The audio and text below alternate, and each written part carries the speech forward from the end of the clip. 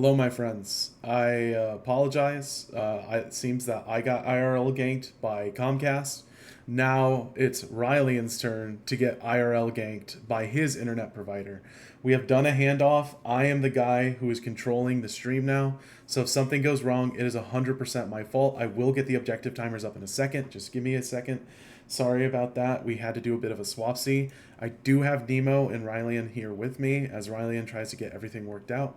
I'm going to turn on the objective timers for you, and then we will just get going. Give me 1 second. There's the objective timers. I've turned the interface off, and I'm getting everything set up for you guys. Okay, it is now 12:11. We saw some minor skirmishes, but unfortunately, nothing way too interesting here outside of a dragon take. A dragon was given up.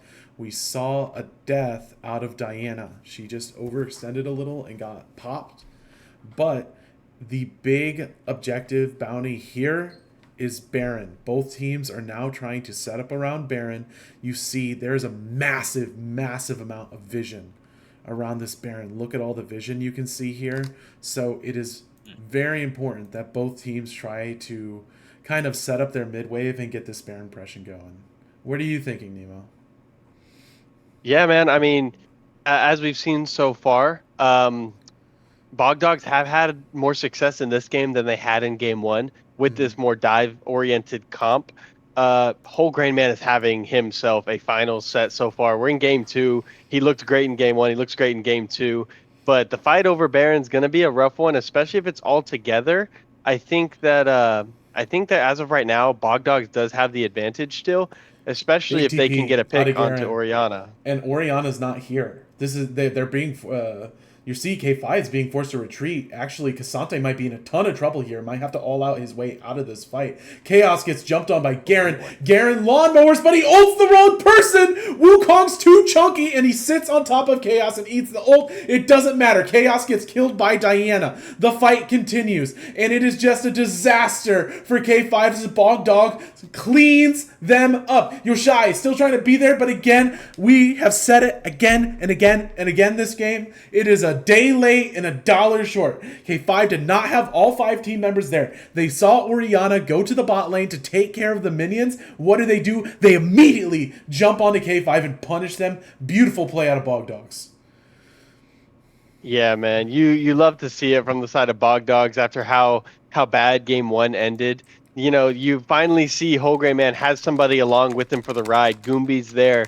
You've got Ruhala, who is also playing another immobile carry, but able to survive as we see another big engage.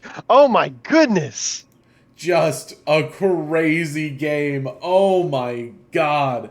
As another falls, why not goes, and it's just a tragedy. And this is what I'm talking about. If K5 isn't careful, they kind of lose themselves in these fights and they get knocked out before they're able to do anything. So it's really important. They need to take this pressure. Here's what happened. They go in, they lose the mid pressure. As soon as they lose the mid pressure and the bot pressure, someone has to go and take care of it, and that's when Bog Dogs pounces. It was just really nicely played out of them. Yeah, and that's kind of what we've seen out of Whole Grain Man this entire set. He's taken advantage of those opportunities of getting caught out on the side of K5. And I know earlier on I gave you props for being so optimistic. I feel like for both sides that optimism has kind of died. You're looking at an 055 Lucian in the bot lane. He's not really going to be doing a bunch of damage. And I think overall, if you're K5, you're just looking to try and get a big engage from Wukong Oriana. But like you said, Oriana has to be there for there to be a big engage. You can't engage, you can't get in a fight when Yoshai is not there.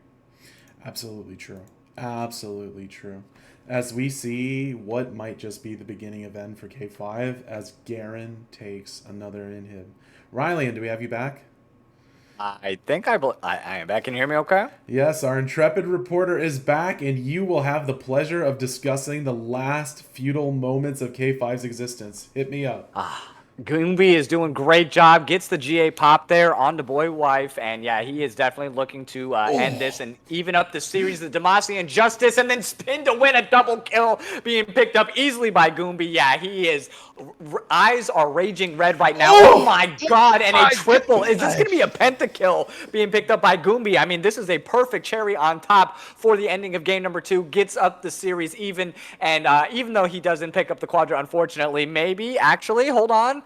I couldn't tell at the very end. It was a quadra. It was a quadra. It was the quadra. Okay, so very nice. Unofficial quadra, the ace, and the victory, the 1-1 victory overall. I can't complain about it. Sorry that we, I don't know what the hell's.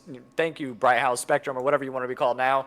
But we missed a good little chunk, but still, I think we were seeing what was happening anyways. It was good foreshadow leading up to the very ending here, and hopefully game 3 we're able to actually get the complete series and see what happens from there. And unfortunately for me and my voice, but fortunately for all the people out there for content, this is not a 3-game series. Not at all. And I talked about K5 can sometimes trip over themselves a little bit in this big macro play. And we've seen the path to success for Bog Dogs. Pick engage. Pick good engage and my God, put Whole Grain Man on an assassin. Pick engage. Pick these bruisers. Do not let them scale. Do not let Yoshai do what he needs to do. I mean, look at the solo lanes. Look at the solo lanes. It's a disaster. Cassante 1-4. Oriana 2-6. Lucian 0-6. Just choke them out of the game early. So now both teams know what each other are going to do. It's just so interesting to see what happens in this next draft, in this next fight. Absolutely, but we are going to go ahead and we are going to cut it to a short little intermission, though, while we get ready for the Game 3 draft.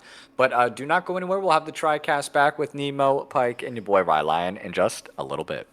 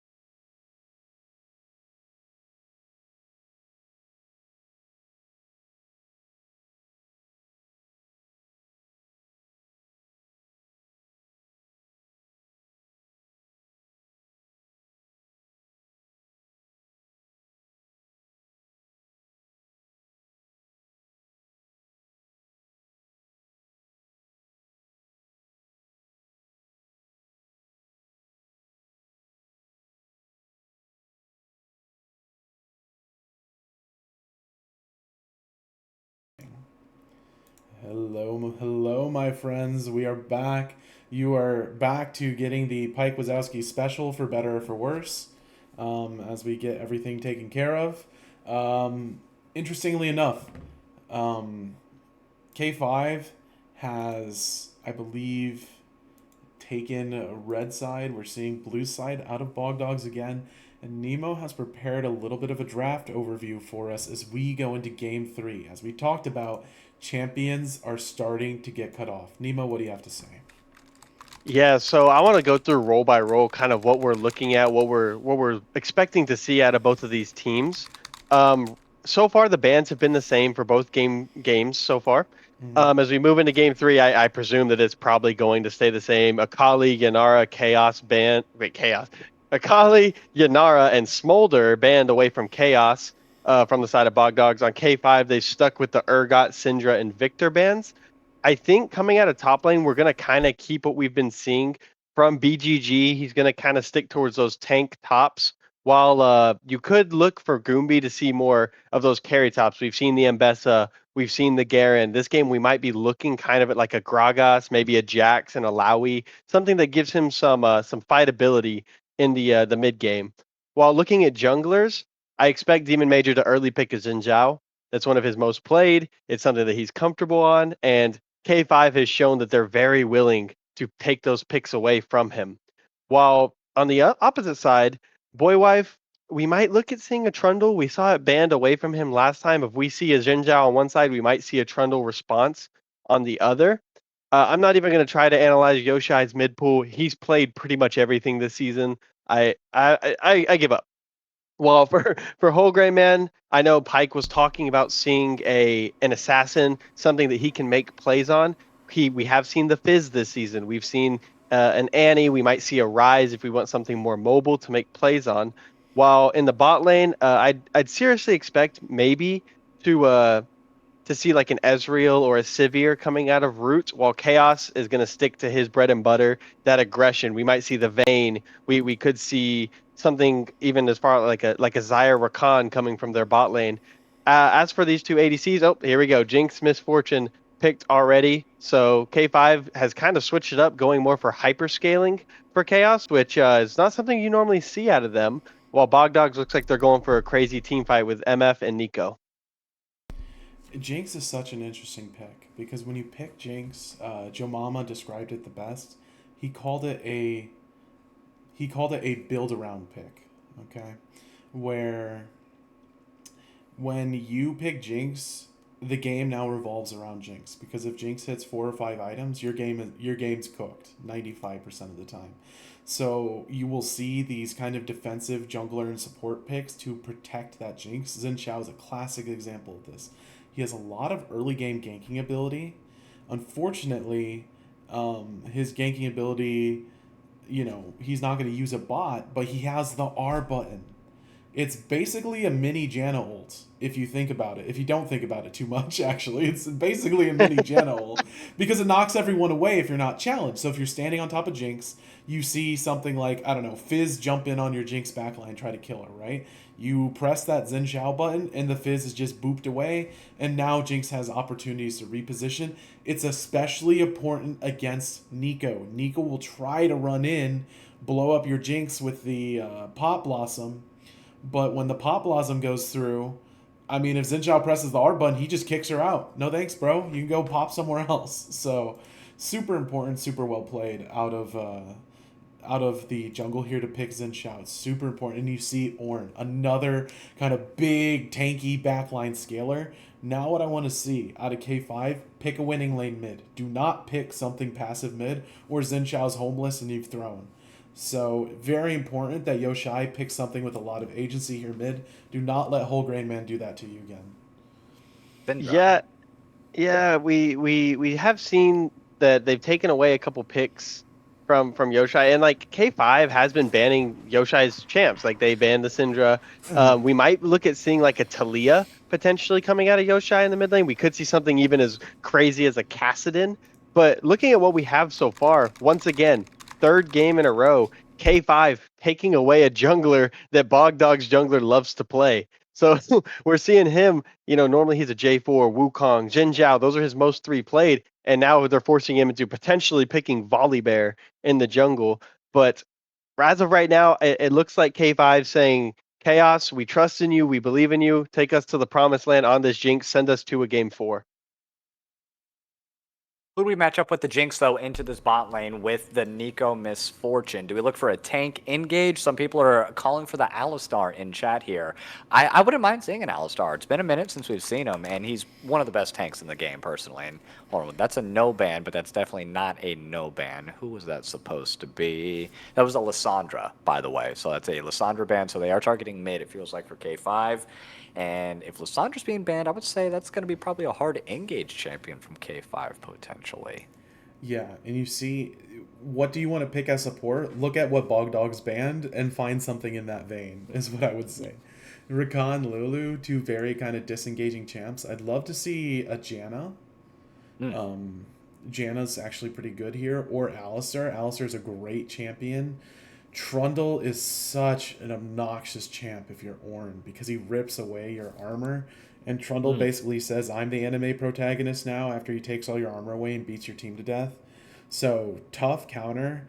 And they save support. They're saving support, not support, mid lane for last. It could be Nico mid.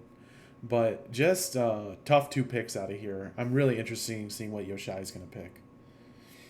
Yeah, so overall, I think the Trundle pick, I believe that should be going into the jungle, to the side of not Boy Wife, to Demon Major. I'm curious to see how the priority for him plays out. Is he going to play that Trundle to kind of Trundle strengths with the Ornn in top and just try and get his Volibear super fed, or are we going to kind of see what we saw in game 2 where they're just going to pound bot lane over and over and over again until Chaos is pleading for help, please, from his team? I'm curious to see how it goes as we see the Renata picked, which is pretty interesting. She's a great pick. Look how many auto attackers Bog Dogs has right now. If they all eat, by the way, proactive mid laner for Yoshai. Not to toot my own horn, but so now now Xinshao's not homeless. He has something to do with his life. Renata Glass kind of craps on Bog Dogs right now because 3 of the 5 champs will literally kill each other if they eat Berserker out of Renata. MF, Volibear, and Trundle do massive amounts of damage through autos, and Volibear will literally chain passive his own team and tear them apart if he's strong enough. So very dangerous. Vex, very sharp mid lane. Basically a skill matchup. Vex is easier to push with early, but she needs to be on top of it, and you will see a lot of playing around Vex's Gloom. When Vex has Gloom, you will see a lot of... LeBlanc can't jump in because she'll jump in and get feared and take a lot of damage in return, right? But if Gloom's down, it's actually very hard for Vex to respond. And not only do you need to be careful about Gloom, it's not just when the Gloom's up. It's like when you're facing Annie, when she's at 4 out of 4 or 3 out of 4, don't run in because she'll stun. Fortunately for Vex, it's a bar, and the bar is filled by the opponent dashing. So LeBlanc fills up her own fear that can cook her when she dashes into trade with Vex. So you need to be very careful about your positioning here, but it is a playable lane, 100%.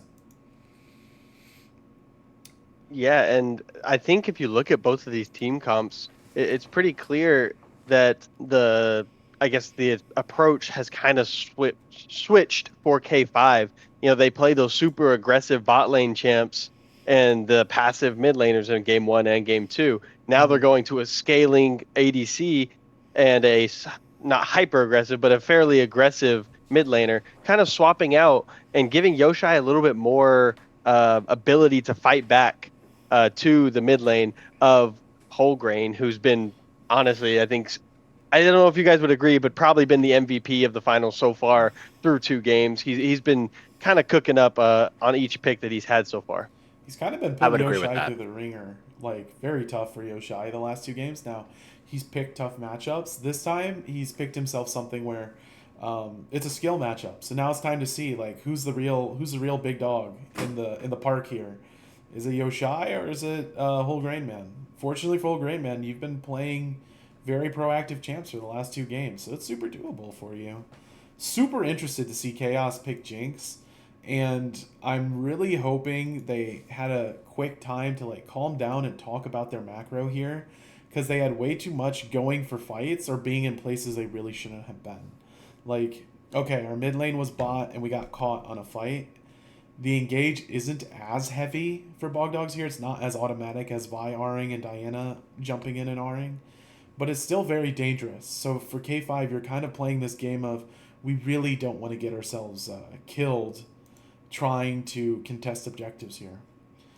Before we hop into a little break, I'll start with Riley, and what's your opinion? Whose draft do you like here more? Well, I mean, K5, if they're able to get, the Jinx pop off in the later part of the game, which they should be able to, because, LeBlanc's able to go ahead and execute at least one of the individuals. I think either MF, Nico, or Vex. I think that's going to be a really good thing, of course, late game. But early game, if Bog Dogs, if they're able to shut down the Yoshai, if they're able to make sure he stays irrelevant, he's not able to get his burst damage off, then and snowball from there, then Bogdogs is going to take it. But I am leaning towards Bogdogs though for game number 3 overall. Nemo? I actually really like the Nico MF combo in the bot lane. Okay. However, I am permanently scarred from playing against Rylion's Jinx when I was playing MF the other night. So I'm actually going to pick K5 to win this game because I think Jinx will scale. I think Chaos is going to be pretty frustrated with how game 2 went, and I think that we might see a masterclass coming out of the bot lane at K5. If this game goes past 30 minutes, in my opinion, it's a K5 dub. So if you want, as a tiebreaker, I will just go K5 because I want to see some more content. But I really do like both picks. And God bless, we're going to get a game 4. We're going to get at least a game 4, and we might even see a game 5. So I can't wait. However, guys, we're going to take just a quick minute break while the spectator delay goes so I can get everything set up. Sorry for the bit of jankiness on the draft. Had to do a hot swap. Didn't have all my graphics and doodads ready, but we will see you in just a little bit. And can't wait. Talk to you guys in a bit.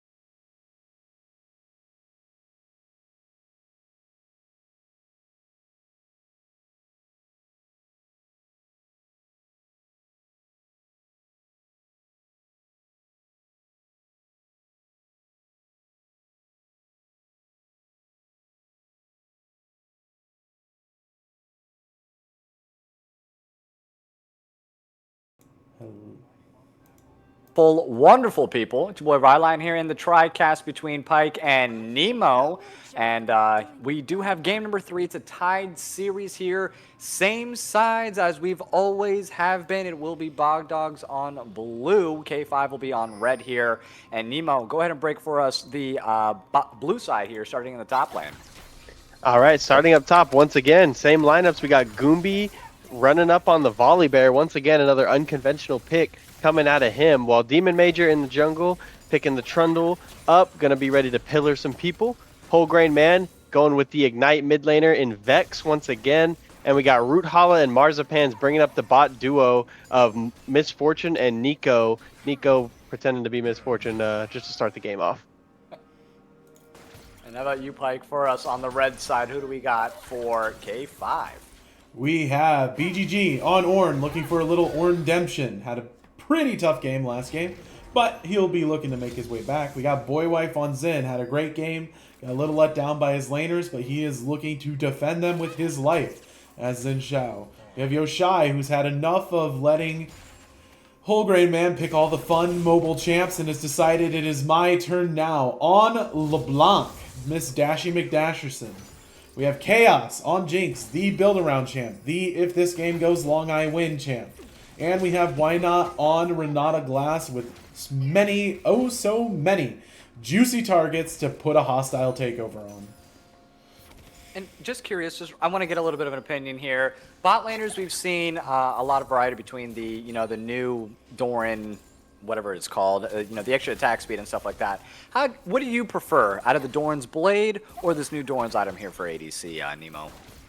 So overall, they feel pretty similar. Actually, when you're making up your room page, instead of picking attack speed, adaptive force, health, you go adaptive force, health, and then you can take Doran's bow and do about the same damage. But for someone like Jinx, who's going to be switching out to that rocket form for early laning, I like it. I think getting that little bit of extra attack speed, since you're already getting the damage buff from switching over to your rockets, is pretty nice. Personally, I enjoy going it on Miss Fortune as well. I think her auto attacks are a little slow to start off, so I do enjoy that. But in an extended trade, I do believe that the Doran's bow is going to be a little bit better. But in these short trades, these things that Miss Fortune wants to just auto Q auto you to start the lane off, or even just auto Q, the blade is going to be a little bit more effective. Okay. Very interesting. The only thing I don't like is that the bow at this point, you can see Jinx is kind of ran herself out of potions and healing, and yeah, she's forced it back. Obviously the Doran's Blade with the Omnivamp and whatnot is just a little bit better at keeping you topped up, and we're seeing a massive CS deficit in the bottom lane right now. Absolutely, and I do want to give a quick shout out here to Nemo with the 5 gifted subs a little bit ago, and Miracle with the follows earlier on, Yaya as well with the follows. Thank you guys to all the support. Nemo, you're a legend on the screen and off the screen, my friend. They're not supposed to know I'm watching the stream at the same time, dude. Come on. but back to the stream. I do want to say, Whole Great Man once again went for the Ignite. So he is also looking to fight once again, even with Yoshai picking a more proactive pick. We do see he's going to be forced to back pretty soon. But Goombie going for the proxy again. What are your thoughts on that? I mean, he's getting busted by Xin Zhao right now. I know the directed camera hates us, but he is... Oh my god, he forces the flash. You know what? Now that that's happened, I really... 10 out of 10 proxy, well played. Oh my god, that's horrifying as Xin Zhao. He ruined his tempo for that too. If you look, he took his Krugs and then got into that fight. If you look at kind of the CS numbers, you see Trundle at 41 right here. Xin Zhao, he still has to finish his stuff. And the problem for him is his camps are not going to be synced for the next few rotations of the camps here. So he is going to have a bit of trouble taking his camps in a timely manner. Yeah, and one thing you just saw is he kind of relieved some pressure off of Vex in the mid lane. Did a good job getting a gank, but once again, bot Chaos is on no health. This Nico, like Miss Fortune by herself is oppressive enough, but this Nico pick along with it is just not going to allow Chaos to be able to really step up and farm too much, as we might see a fight brewing with Boywife there. With Jinx at that health, it just feels a little too much. Ooh. Oh no, Whole Great Man getting caught out though, has to flash over the red buff wall to get the safety. Nice pick off though by Yoshai. That's exactly what you need early on just to get that snowball effect. But still, no first blood at 6 minutes, guys. That has to feel gratifying as Yoshai to finally be the person taking the flash away with your own like 2 hands instead of just being the person getting dumped on every early game. So good for Yoshai, well played. But the CS lead is in Vex's advantage right now. Yeah, the Vex is able to keep the CS, and I think that's mainly due to the help from Demon Major. That little wraparound gave some pressure back, got their health about even. Now, we did see Marzipan look for something, but I kind of want to point back to top lane. Like, Goombie is just loving this proxy, and it looks like Boywife has kind of given up on stopping the proxy. He's just gonna let Orin soak all the pressure, and we do have Drake coming up. I would like kind of take a listen in to Bog Dogs and see what they're kind of thinking around this first Drake. Yeah, let's listen to them. Yeah, we're just giving.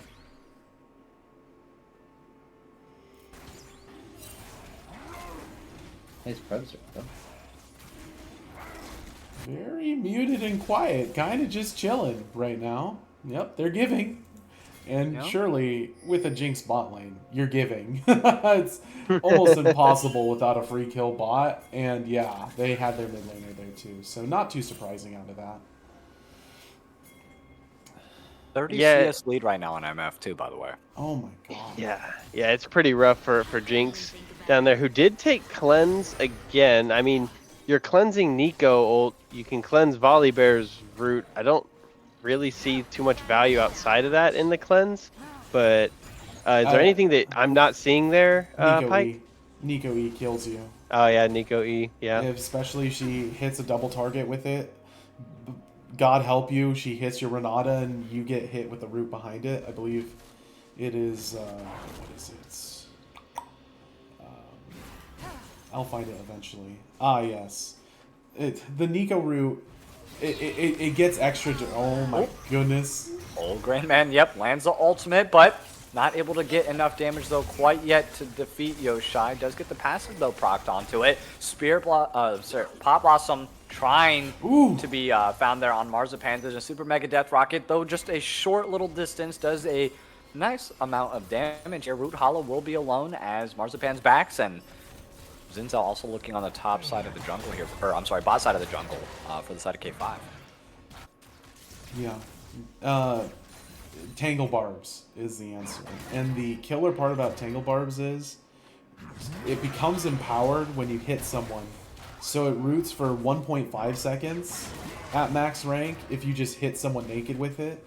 If you hit someone and then get hit by it, it is a 3-second root. It's basically like eating Morgana Dark Binding. So it's really gross. You need to cleanse it because if you're sitting still for 3 seconds as Jinx against that team, you're getting vexed. You're dead. So super duper important that Jinx is able to cleanse that. It's basically Nico all the way forcing this cleanse, and I don't exactly object to it. She puts so much pressure on Neo. Yeah, and speaking of pressure, Yoshai is looking to make plays. The CS lead is growing in top, is growing in mid, and it's just not looking fun for the side of K5 as we see an Ornhorn come down. Oh. No, but not before he gets stunned, though. Nice shot from Goombi, and Marzipan's going to hop over the wall. Forces the flash from BGG there, and still no first blood as we enter 10 minutes. Everyone's able to get out with just a sliver of health when need be. And damn, this is a very, very, very extensive game number 3 here. This could be like a 40-minute banger.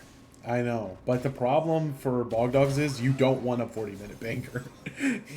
You want a 20-minute shit stomp with your comp because you have Misfortune Nico. You don't want Jinx to have 40 minutes to scale. And you're actually doing a great job of keeping her behind. The only problem is the support's roamed away. Look at all that money Jinx is getting. She's like thanking God that Nico went top to do something. She finally gets a chance to slap minions around. And it looks bad. But for the team you've picked, I think it's a little disappointing Yoshai is behind so much CS in the mid lane. But in your other lanes where you're supposed to be losing, this is not the worst thing in the world at all. It's not great, but it's not terrible. Why not? Waiting in the wings along with boy wife there. But yeah, I think he wasted a little bit too much time, and he's going to go ahead and back and try to recycle on his camps.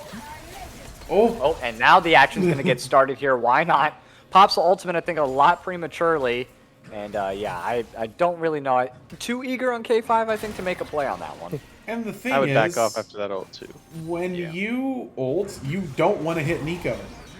There are like 4 good champs to hit with Hostile Takeover because Vex has her passive where she, takes a little shadow off you, right? So there are 4 great targets for Hostile Takeover. Nico is not one of them right now. You need to hit MF with that ult above all else. MF, Trundle, Volibear. Those are your 3 prime targets. As we see Yoshai actually taking a little bit control mid.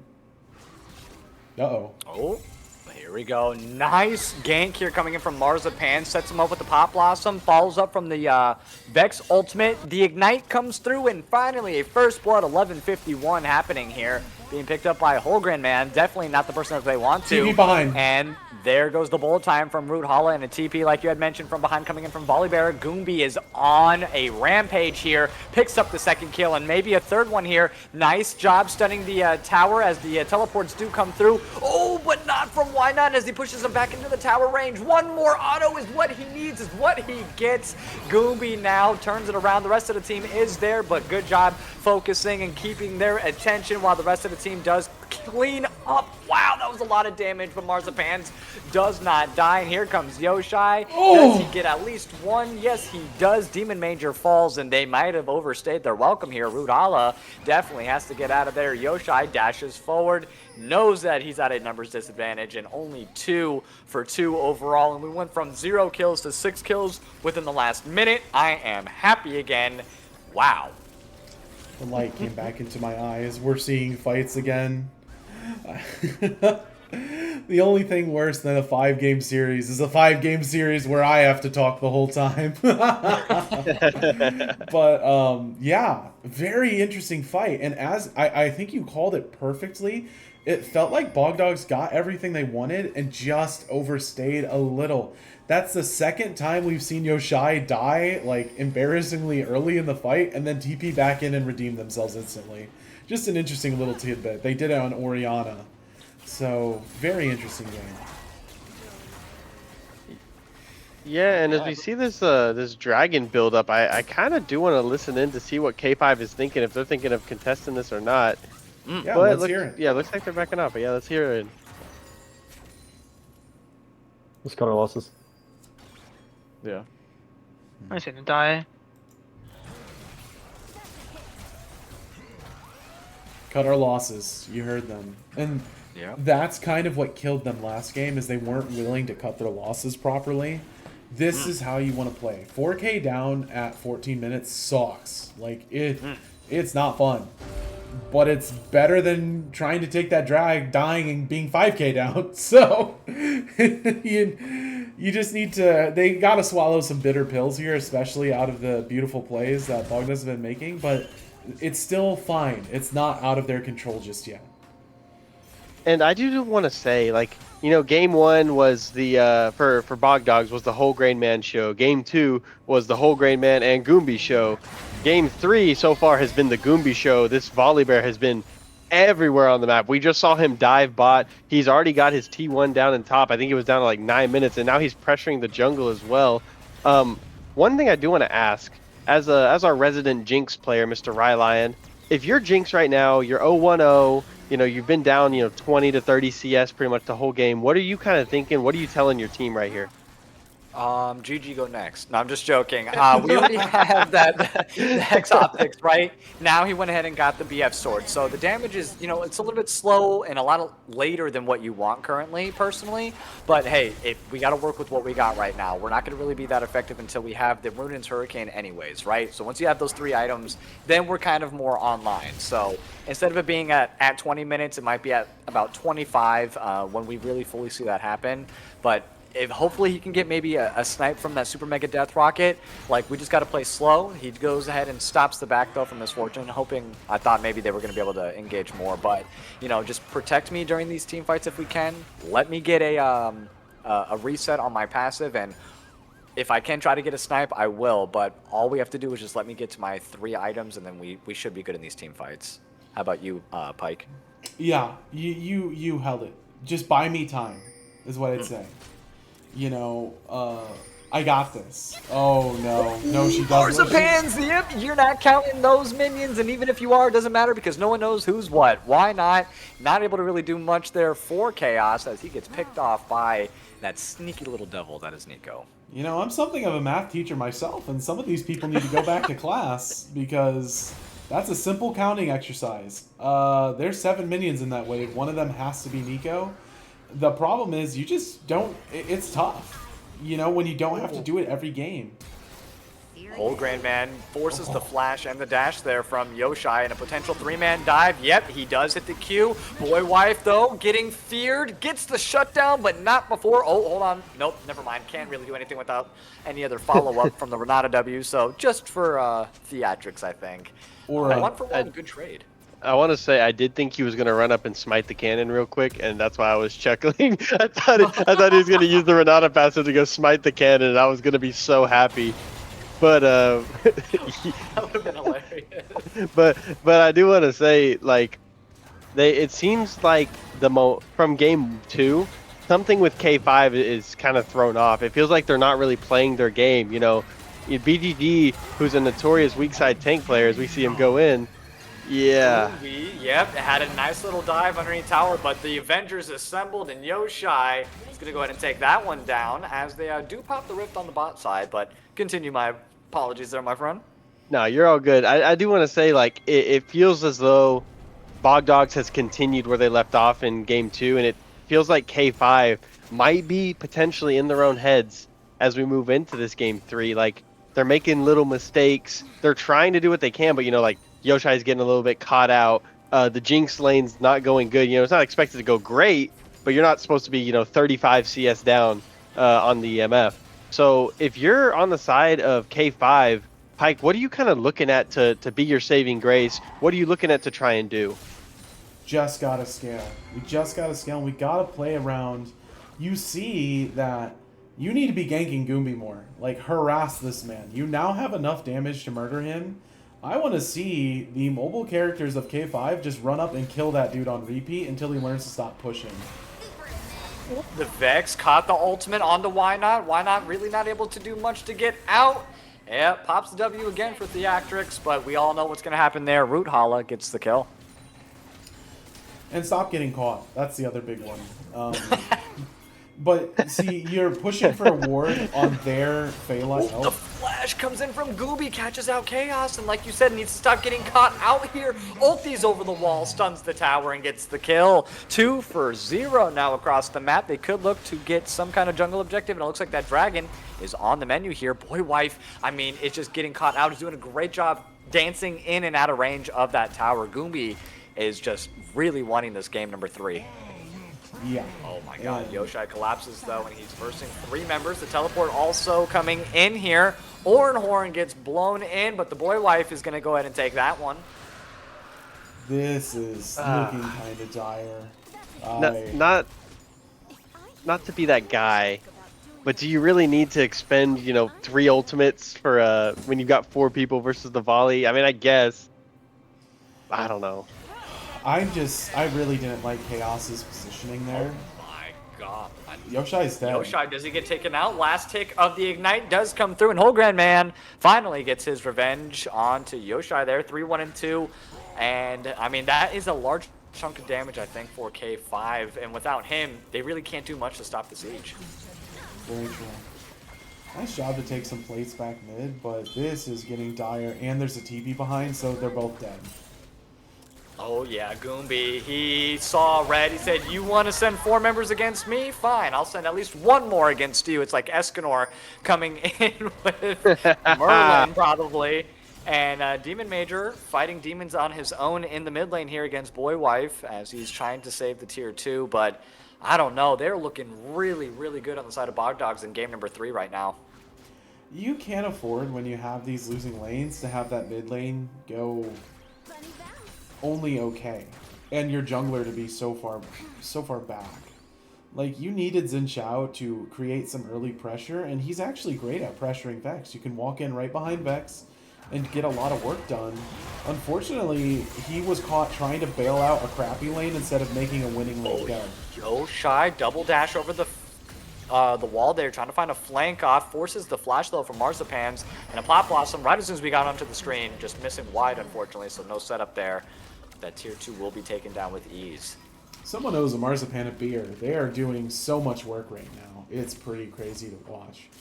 Forcing out multiple flashes, making them extremely uncomfortable in the lanes. Really well played out of Nico here.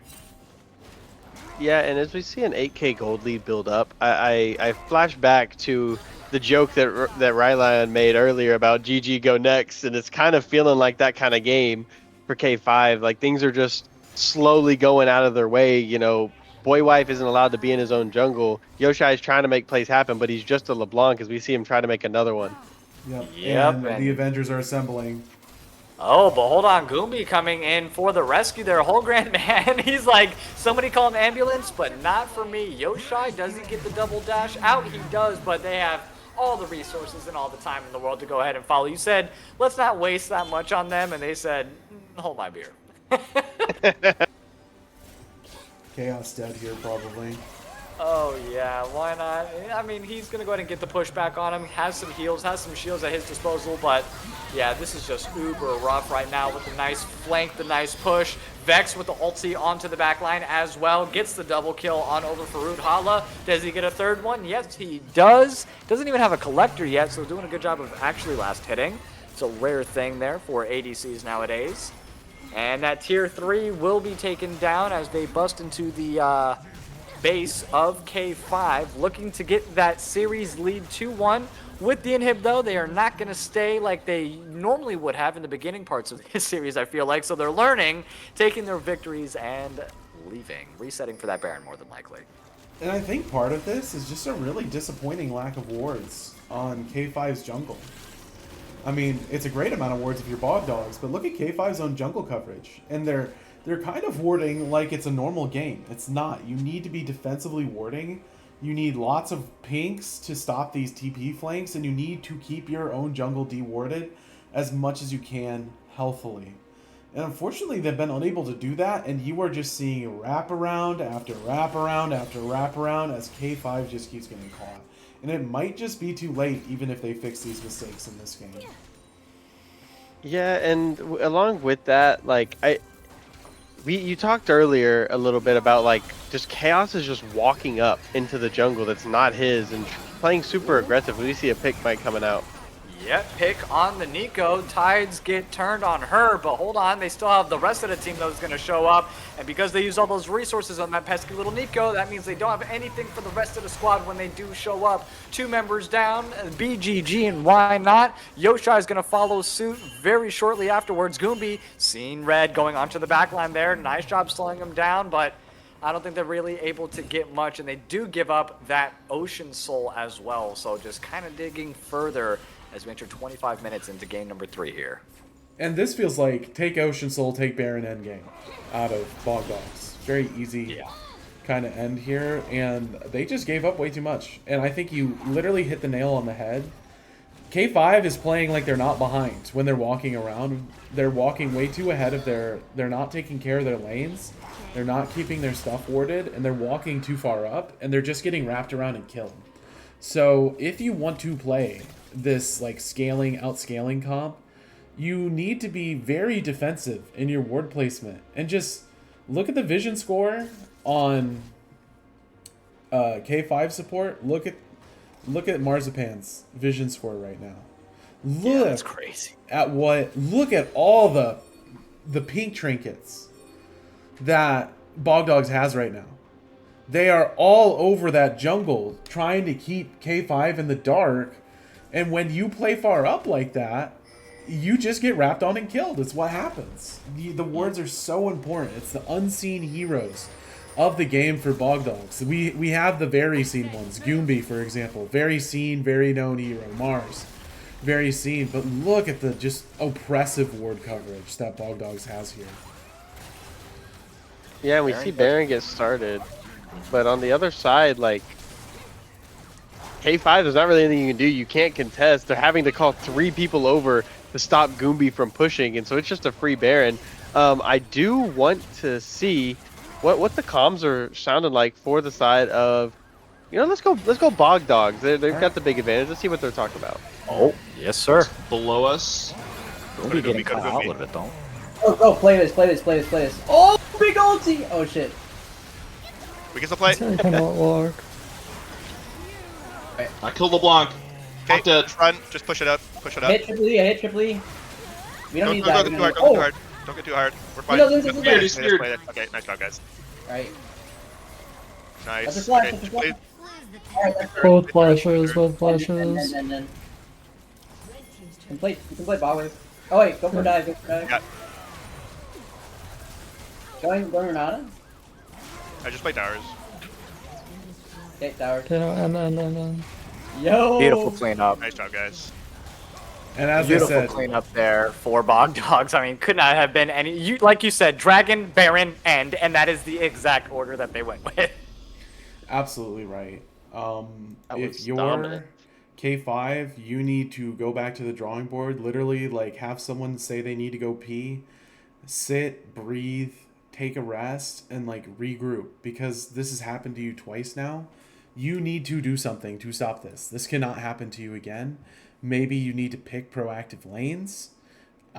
Maybe you need to pick like 2 or 3 proactive lanes. Give BGG something to do in the top lane, or pick another aggressive bot laner. But they just can't afford to let this stand another time.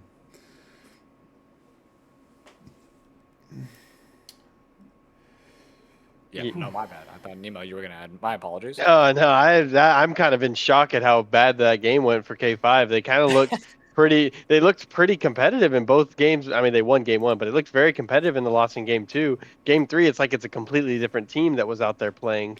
I mean, I think I would agree with Pike. Say, tell someone's got to go get a water. You know, someone's kid is crying or something like that. Take a break. Get your mental reset. Like, this is 2 games in a row where Chaos, arguably the best ADC in the division, has been 0-5.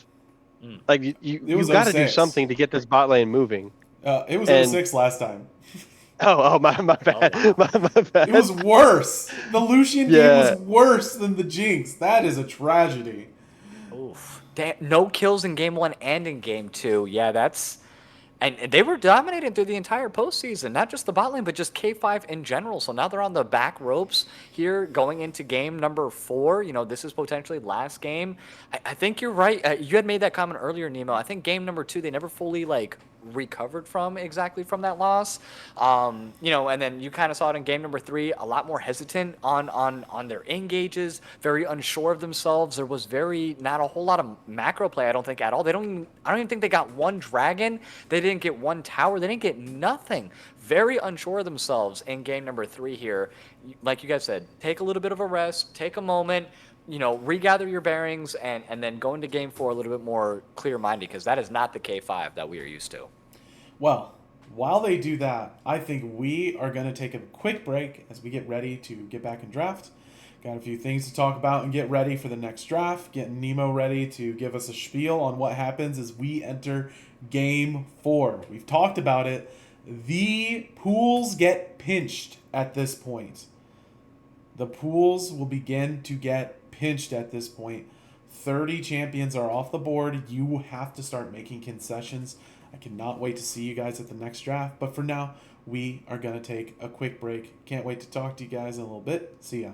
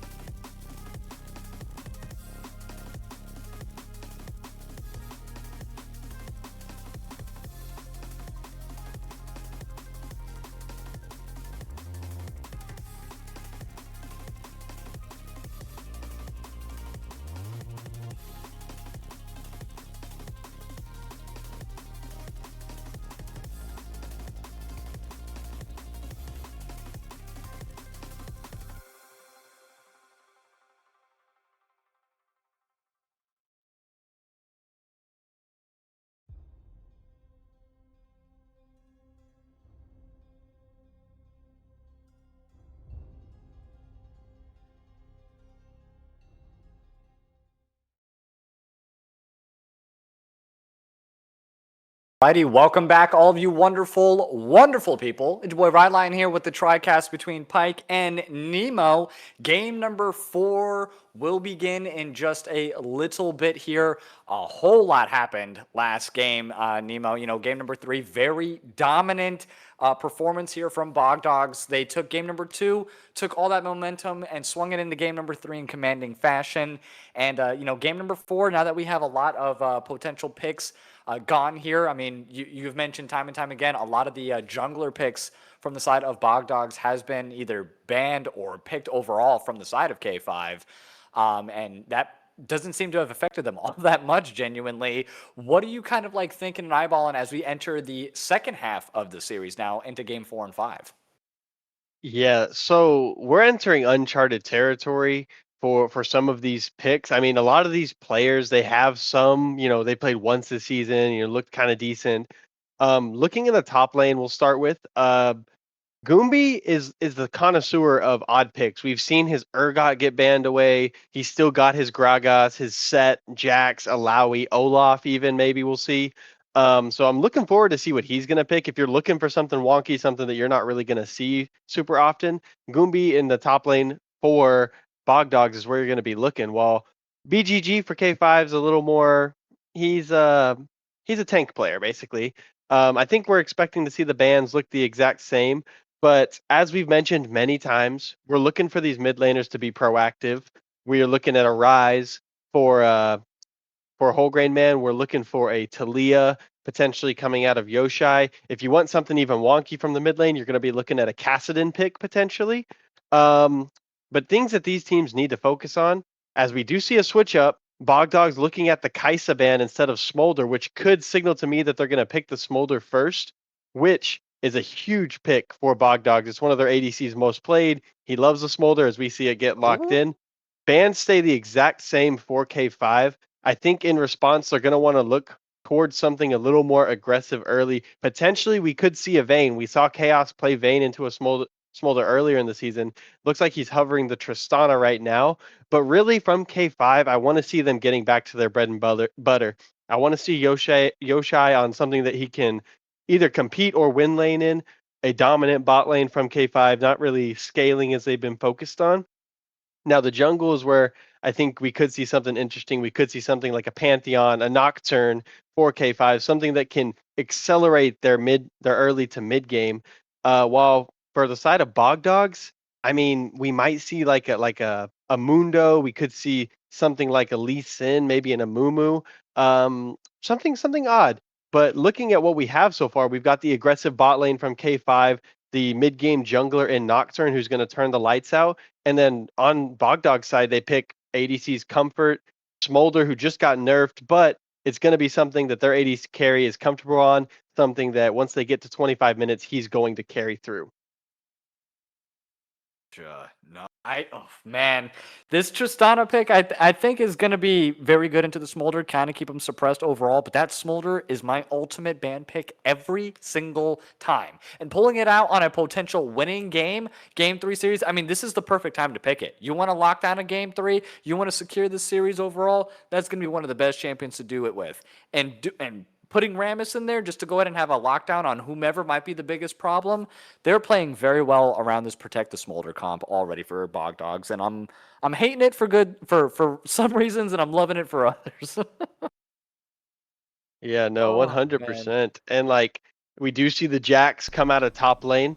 For not BGG, for Goombi. Once again, looks like Bog Dogs are just like, hey, Goombi, we're going to leave you on an island. You're going to do your proxy, and you are going to be able to pull Boy Wife's attention away from this bot lane where you clearly, K5, want to get a lead through, as we see the Swain lock in. Now, that could potentially be Swain top. It is one of BGG's like little pocket picks that he pulls out sometimes. We've seen him play it a couple times before. As of what we're showing right now, Pike, do you have any thoughts specifically about these drafts? Okay. Now the turns have tabled a little. Jax, Smolder really want to CS. Like a lot. And it's now K5's job to be the ones who... basically, they want to do what Bog Dogs did to him last game. They want to do that to Bog Dogs now. So it's really important you let your mid laner get a counter pick or a super comfortable pick because you need him to get ahead so your jungler can play the game. You need to give Nocturne multiple avenues, multiple lanes that he wants to gank and make miserable, because unfortunately Jax kind of ain't it, because he'll counter strike, jump away. It's just very tough. See a Silas ban. That, you know what that smells like to me? That smells like The Rock. Oh my god, Kale ban. Do they not see The Rock? It might be Rock time. It might be Rock and Stone. This could be big. I could see that happening. I mean, that would be a really good disruption for their team if they technically wanted to. Tristan, is it going to be Swain support? Are you guys thinking, or is this Swain mid? It's going to be either support or top, I think. I don't believe Yoshai is a big proponent of the Swain mid. I don't think He's so more, either. I mean, yeah, we see the Kassadin, we see the Kaleban. We might see something like a Vagar come out. We could see, you know, like I said, Talia. His more like, I guess, pocket aggressive picks are going to be like a Kiana, like a Cho, and it's going to be Swain top, I think, with the Braum lock in. Yeah. Yep. No Rock. Very sad. He's like, maybe, no.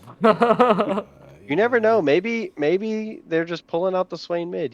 I don't know. It doesn't scream Yoshai to me though. It doesn't. You think more bursty, assassin type. Surprisingly, we haven't seen any Nefari play. He picks or bans.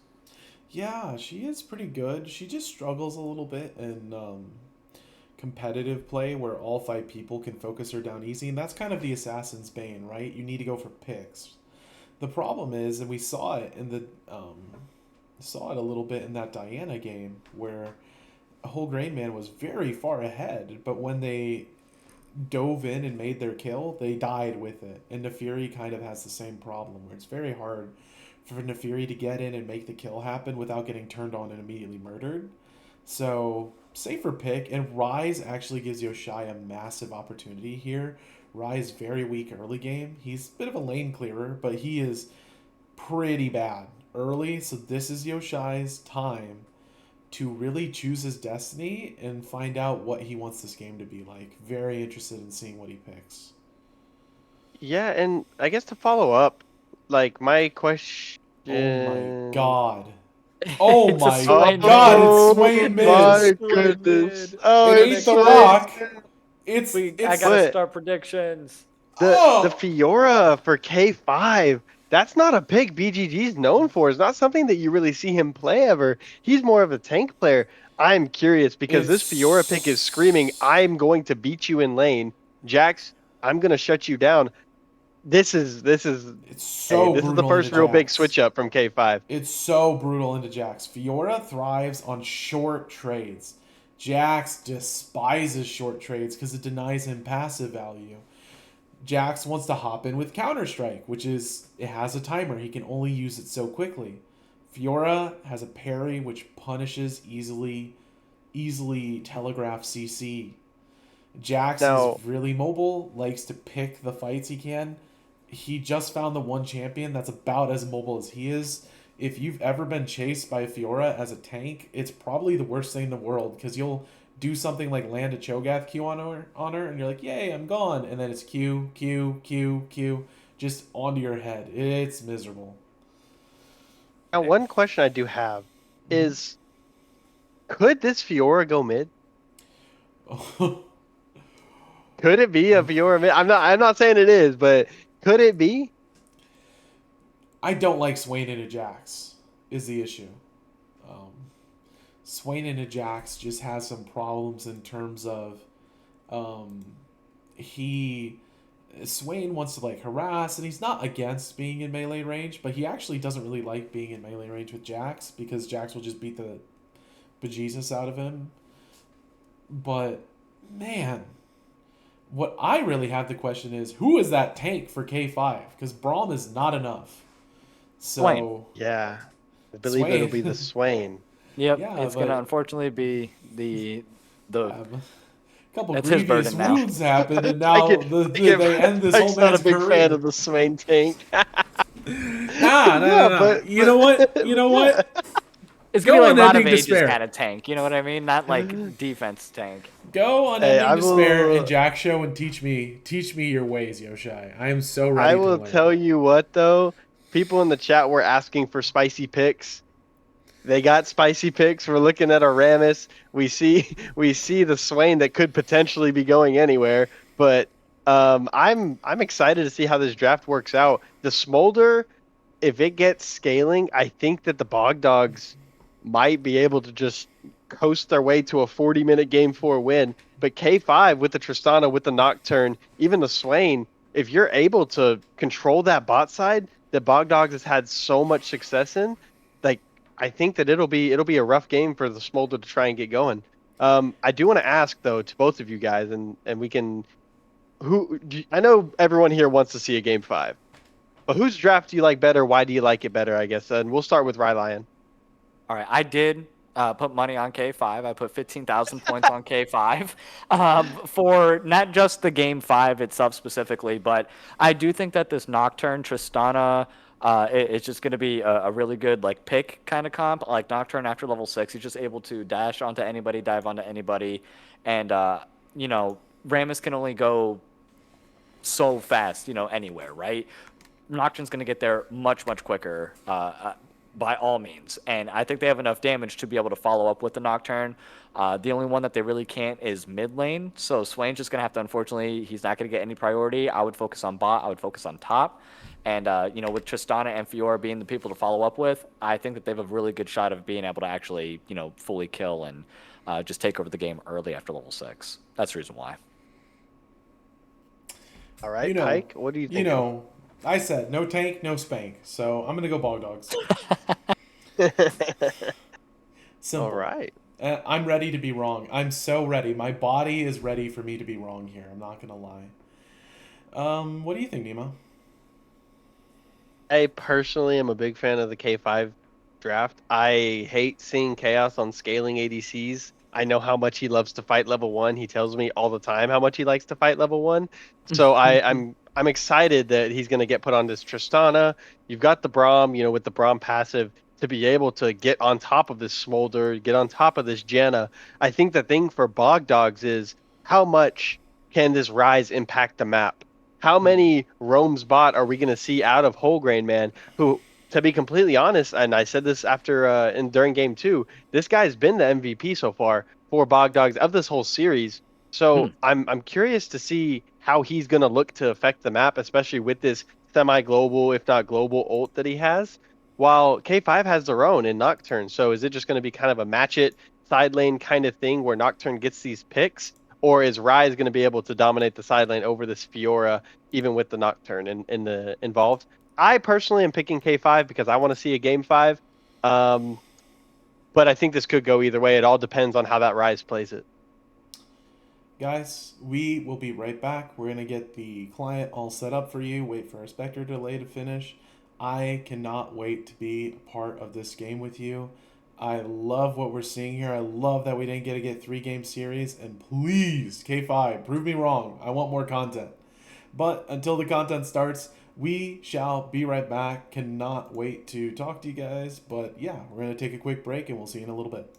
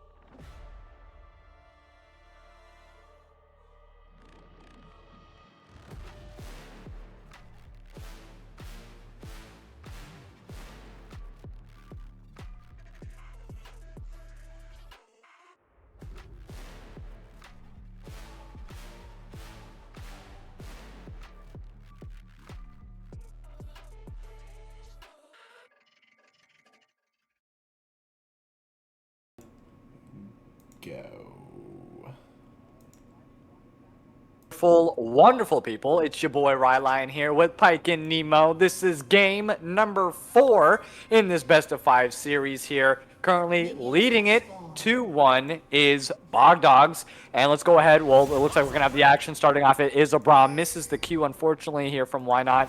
But before they get too far into it, let's go ahead and break down the teams and their champions. Starting on blue side, Nemo for top. Break it down for us, my friend.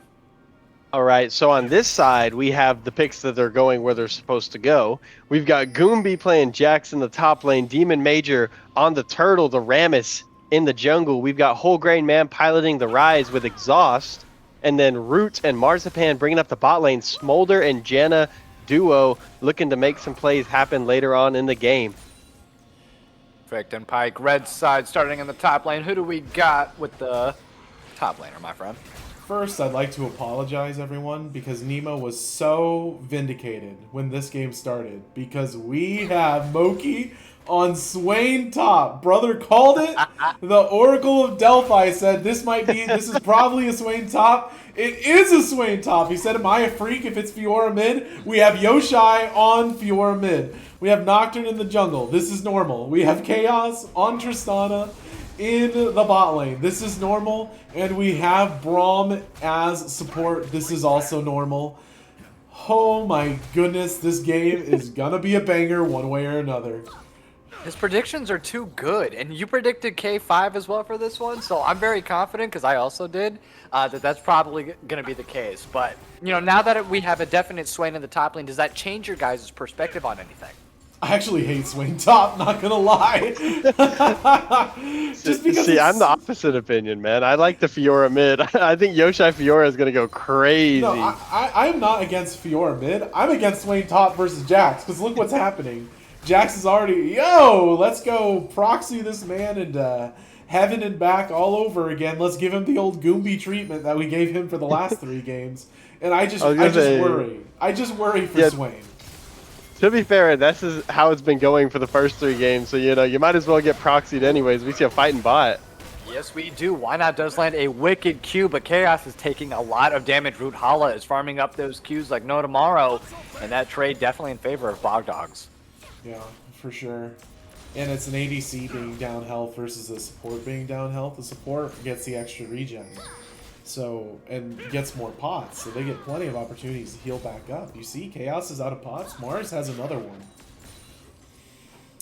Yeah, and we do see like they both went Doran's Blade this time instead of one Chaos decide going Doran's Bows. We see him jump in. Yep, another nice Q, but a nice knock-up, though, lands from Marzipan's here. Chaos a little bit too close, has to pop the barrier, and the first blood being picked up actually by Why Not, but trading ADC for ADC. Both supports. Oh, never mind. Smolder actually ended up getting the kill, so definitely in favor of Bog Dogs on that one.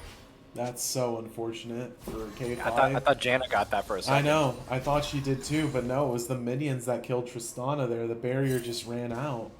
On the bright side, the Tristana has Durka, which means the party's about to get started. On the dark side, Yoshai is about to get started. Yes, he is. The exhaust coming through. I was going to mention that a little bit ago. Whole Grain Man with the exhaust. Interesting. Doesn't end up getting anything to fruition, though. And still 1-1. And Nocturne's power farming till 6. Nocturne's probably not too sad about this. Oh my god, we see another The party. roam coming in from Why Not, but it is going to be a 3v2 if he sticks around. So much action here. I think Why Not was looking at Yoshai the same way Simba's father looked at Scar on the tree. Because that man did not give Braum a guy to W back to. That was rude AF. Like, come on, man. Let Braum cook. Let him run away. Oh. Yeah, and when we were looking at the aggression that's coming out so far, even during that mid play where it was a 3v2, Chaos had moved halfway up the river. He was ready to jump, send it on into the mid play, and this is exactly what we like out of K5, seeing that early aggression, seeing the fighting, as we see another one right now. Yep, coming through from Why Not. These roams are looking really nice. They're just not, unfortunately, able to just get anything from it. I guess getting a flash is getting something. Here's my issue. Rise is up CS. That's not good. Well, that's just what he does. It's like Malzahar. You're going to lose no matter what, right? And with the return gank coming in from Rammus, though, They are looking for that early Drake wants as well. it? Coming in from the side of K5, Yoshai getting taunted, doesn't get right into tower range, but still taken down quite low. Nice Q jumps, gonna land from Holgren, man. Bouncing back and forth is all they can really do. Rise gets out. I was gonna say, why is he going right back into it? Yoshai is just dancing with the double there. Marzipan's making his way now into the mid lane, but no, they get the dragon and then they get out. You know, I think they heard our complaints about the late first blood there, because they are just scrapping. They're like, bet, we'll get plenty of kills before 8 minutes starts. You know, I actually like what they're doing though, leaving Chaos in the 1v1 with Root, because the Tristana, like, if the Braum is perma roaming up to mid, Janna eventually will have to follow, and Tristana's gonna win that 1v1 10 times out of 10 when you're pre-10 minutes, you know, pre-25 minutes, probably Tristana will win. But one thing I do want to say, up top, the Swain top's not doing too bad. He's about 8 CS down, but this is a pocket pick, I guess I should say, for BGG. Something that he's liked to go to, especially into certain matchups. He actually was advocating for why Swain top was a good pick in chat the other day. I did see he built the Doran's helm item to kind of help him get through those early levels. Do you have any specific thoughts about that, Pike? Anything Doran's helm into the Doran's shield? I mean, it's Doran's helm, but I think the plate is the big thing. Look at that. He's like building Randuin's already. Yeah, and interestingly enough, Jax is building Blasting Wands, so this armor might come for naught, as it's probably going Dusk and Dawn, presumably, early. So, yeah, Swain's trying to survive here for sure. He's basically betting on himself that I'm going to outlast you and kind of chill. And here's the thing. When you go D-Helm, you're making yourself more tanky, giving yourself more stats, but you give up the ability to sustain, right? But you're Swain. You have Swain passive. You don't need help sustaining. You need help not dying when Jax jumps on your head to murder you. And that's exactly what he's got out of D-Helm. I like the build a lot. I like the Warden's Mail quite a bit. Not bad at all. It's a Frozen Heart first item for the Swain, which I think kind of counters the Jax. It is attack speed overall. Get some good armor, get some good mana. Do we just stick with the tank at this point, or are we going some kind of AP? Because outside of Swain, they have no AP. Yeah, I really would hate for him to go full tank, even though we were laughing about tank Swain in draft. Like, please don't. Because then you're way too one-note. It's way too easy to build against you. You're gonna see stuff like plated steel cap Smolder if you get that desperate, because it's just too easy for him to itemize against you. And they already have a Janna. And Janna really hurts Nocturne when he turns the lights off. You can see he's level 7. He has not gotten a paranoia off yet, which is very concerning. Very, very concerning. Nocturne is that guy who, once he hits 6, he should basically be hitting R on cooldown and trying to make something happen. Instead, it's Rise. Oh, and a nice Rise ulti onto the backline here. Does BGG have enough sustain? I don't think so. Not at this point. And Goombi's going to go ahead and pick up that kill. Meanwhile, on the bot side, we have a potential dive coming in with Nocturne waiting in the fog of war. Like you had mentioned, no Paranoia just yet, holding on to it. Here comes the exhaust, here comes the Paranoia. Does get one of the Braum procs off, but with that W coming through, ooh, not able to get it, but does get one in return anyways as Braum gets taken down by the tower. So, still a good move overall, good trade across the map, and pretty even still in terms of gold and kills. Marzipan really needs to be commended for their discipline here. Did not auto-attack Braum. It's just so easy to do. Didn't use any abilities on Braum, knowing that Braum was going to die to the tower. This is the second time that we thought a kill would probably go to Janna, and it instead went to Smolder. And Smolder is just getting a lot of gold right now, even though he's behind. He's 2 kills. I mean, that 15 CS lead, 20. The 20 CS lead, 15 of that is just taken down by the kills as we see Rise in a ton of trouble. Another why not roam and another perfectly placed W. I'm sorry, Q. Yoshai is going to go ahead and take his first kill. I mean, we were kind of like, you know, this is an odd pick. You know, he's obviously behind in CS, but if they keep on getting the kills onto these high priority targets, the Tristana and the Fiora, I don't know. They might be able to take game number 4 here. It is my vote. I want a game number 5, but they're looking to fulfill that wish. Yep. And Rammus kind of kind of not being chilling right now. I'm down 20 CS. Nocturne clears so much faster than him early.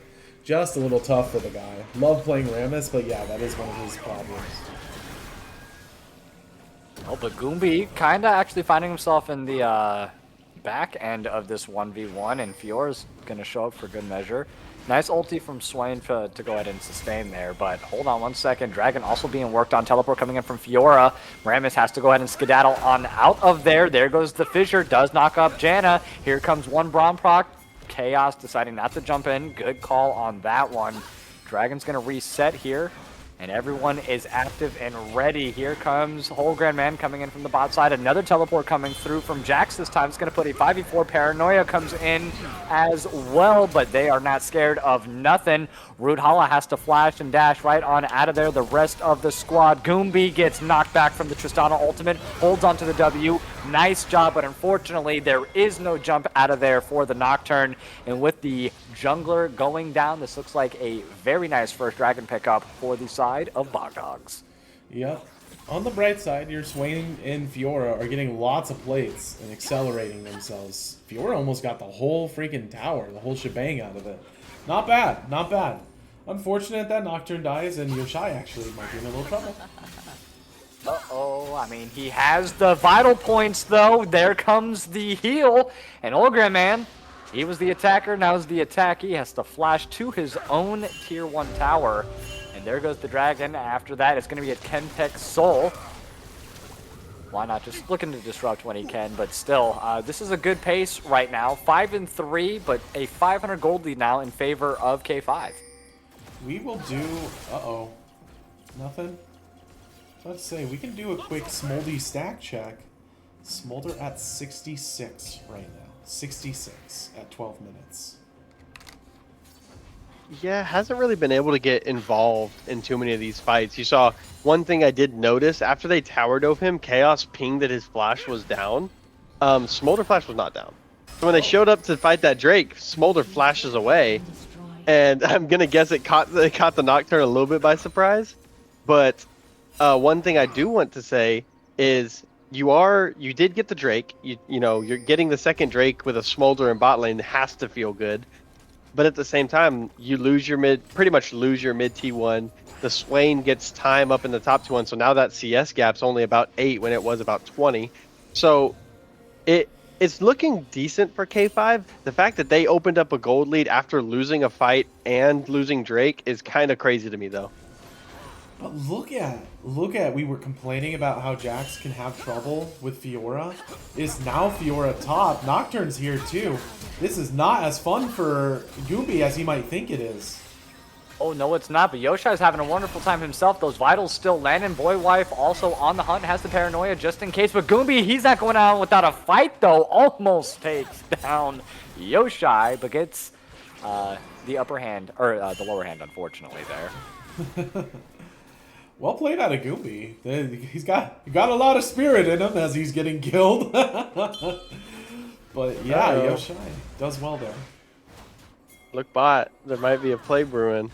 Oh my god, they're not stopping. We had no action before 13 minutes, now we have nothing but action before 13 minutes, and Chaos just gets blown up immediately. Almost gets the kill, but almost counts in horseshoes and hand grenades. Root Hala got blown up. Or who did I say? Chaos. Chaos. My Chaos bad. did the blowing up. Chaos Yeah, was Chaos the does blow blowing upper. up. Sorry, it was the Yes. blower upperer. Yep, the zigs. One might say. I mean, it's good because you're getting your Tristana moving. You're getting the Tristana ahead of this Smolder who got 2 kills early on that, you know, frankly, Marzipan kind of handed over, did a great job not last hitting those kills. But I like the lane assignment, so because if Smolder was going to stay bot, you move your Swain down, Tristana's always going to get pushed mid, and then she just moves down and makes a great play to be able to get another kill on Tristana and to keep this Smolder down a little bit. Who 66 stacks at 12 minutes isn't what you want to see out of Smolder. But I think one thing I don't like from K5 is I don't think that Boy Wife has been very proactive once he hits 6. No, not nearly enough. But Can we listen into Bogdogs or K5? Which one are you guys more interested in at this I moment? would love to listen to K5 right now as they take the crabs. Goombi just flashing away from Okay, that. I think you can Persona, start we walking can go the mid lane. now. Yeah, we go mid now. Yeah. Actually, Jenna, maybe. You're right. If Ryze is here, I'm gonna push this wave out now. Okay, we got Rift. We're good. Yep. Yeah, no, we just. I want to use that rift for this next Drake. Yep. For sure.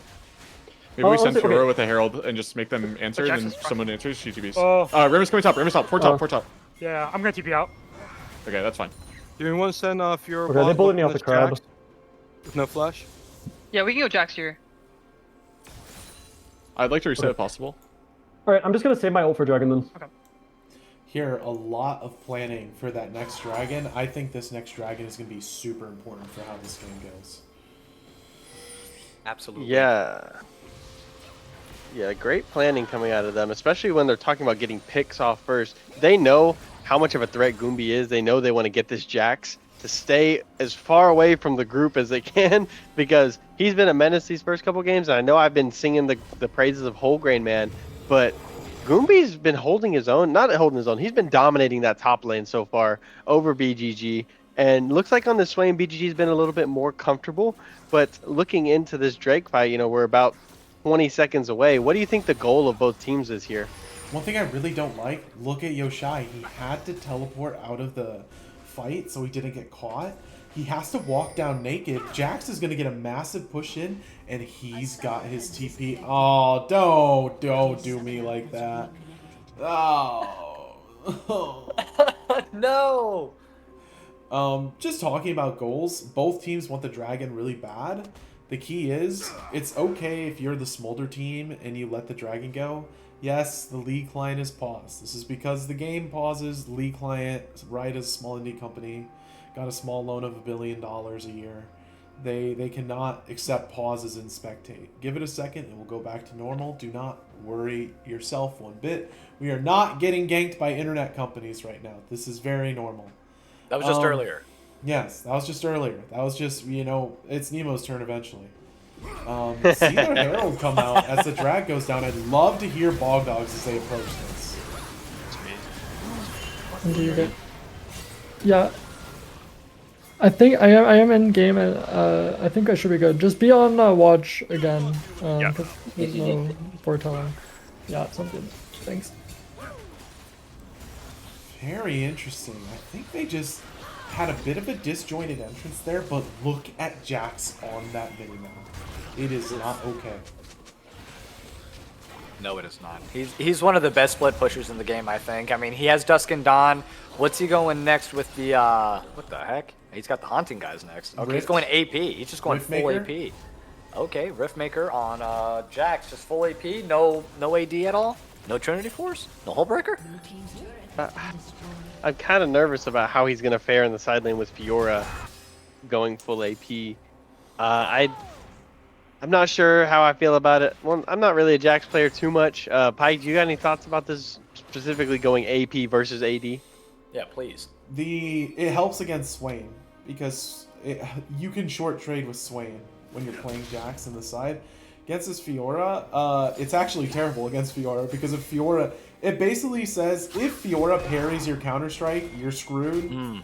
If you land a Counter-Strike on Fiora, she is screwed. So it's a very interesting dichotomy.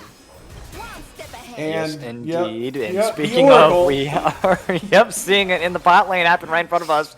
AP Jax stands no chance against that Yoshai.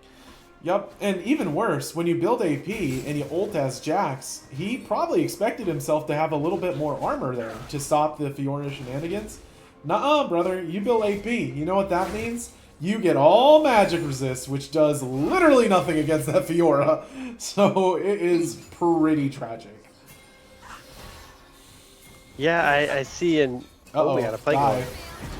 Oh, yep, another nice dive, but that's a healthy-looking Whole Grain Man, though, and he does have Janna there with the Monsoon to go ahead and sustain him for the majority of that, but They can only use that once, so I think that they should give up their losses here. That tier 1 is definitely not worth their life, and down goes Marzipans. Never mind, the Fissure comes through as well. Chaos is going to go ahead and get a Rampage, but not before that last tower shot, and the shutdown actually being picked up here from Goombie.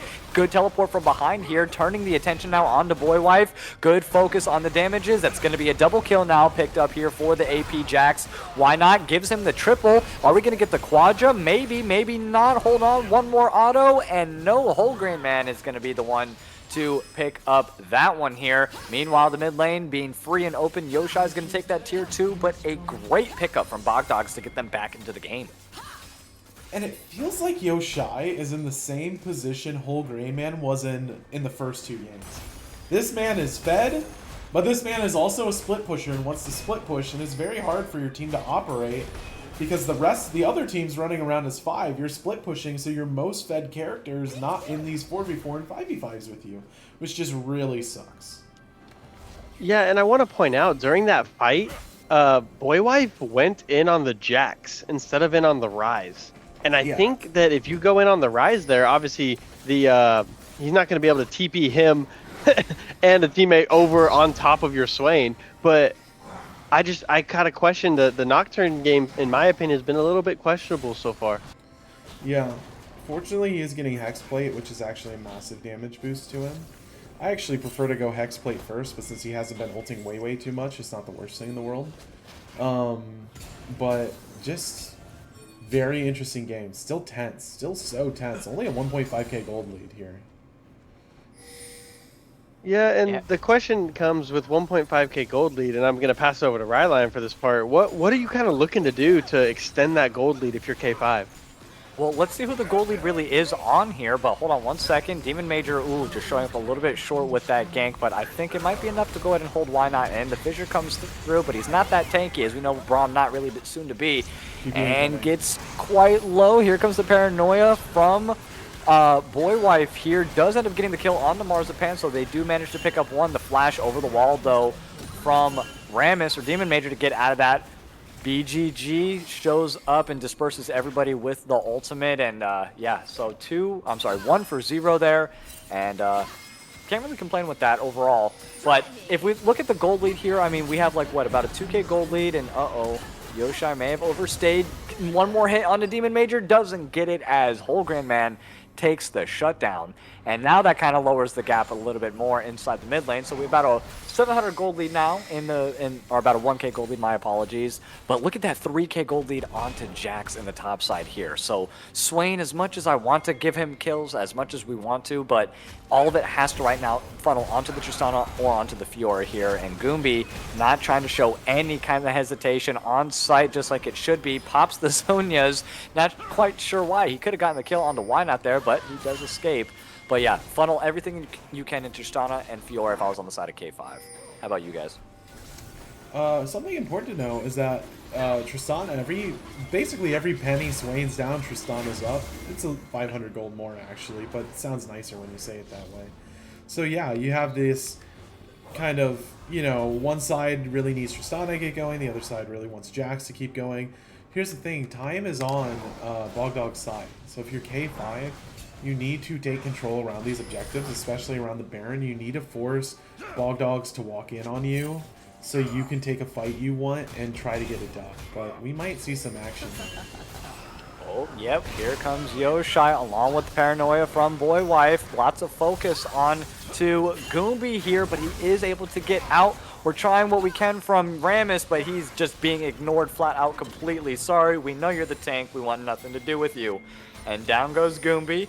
And with that being said, that I was going to say might be a potential look here for Baron, but then on the wrong side of the map. They really can't make a play for it.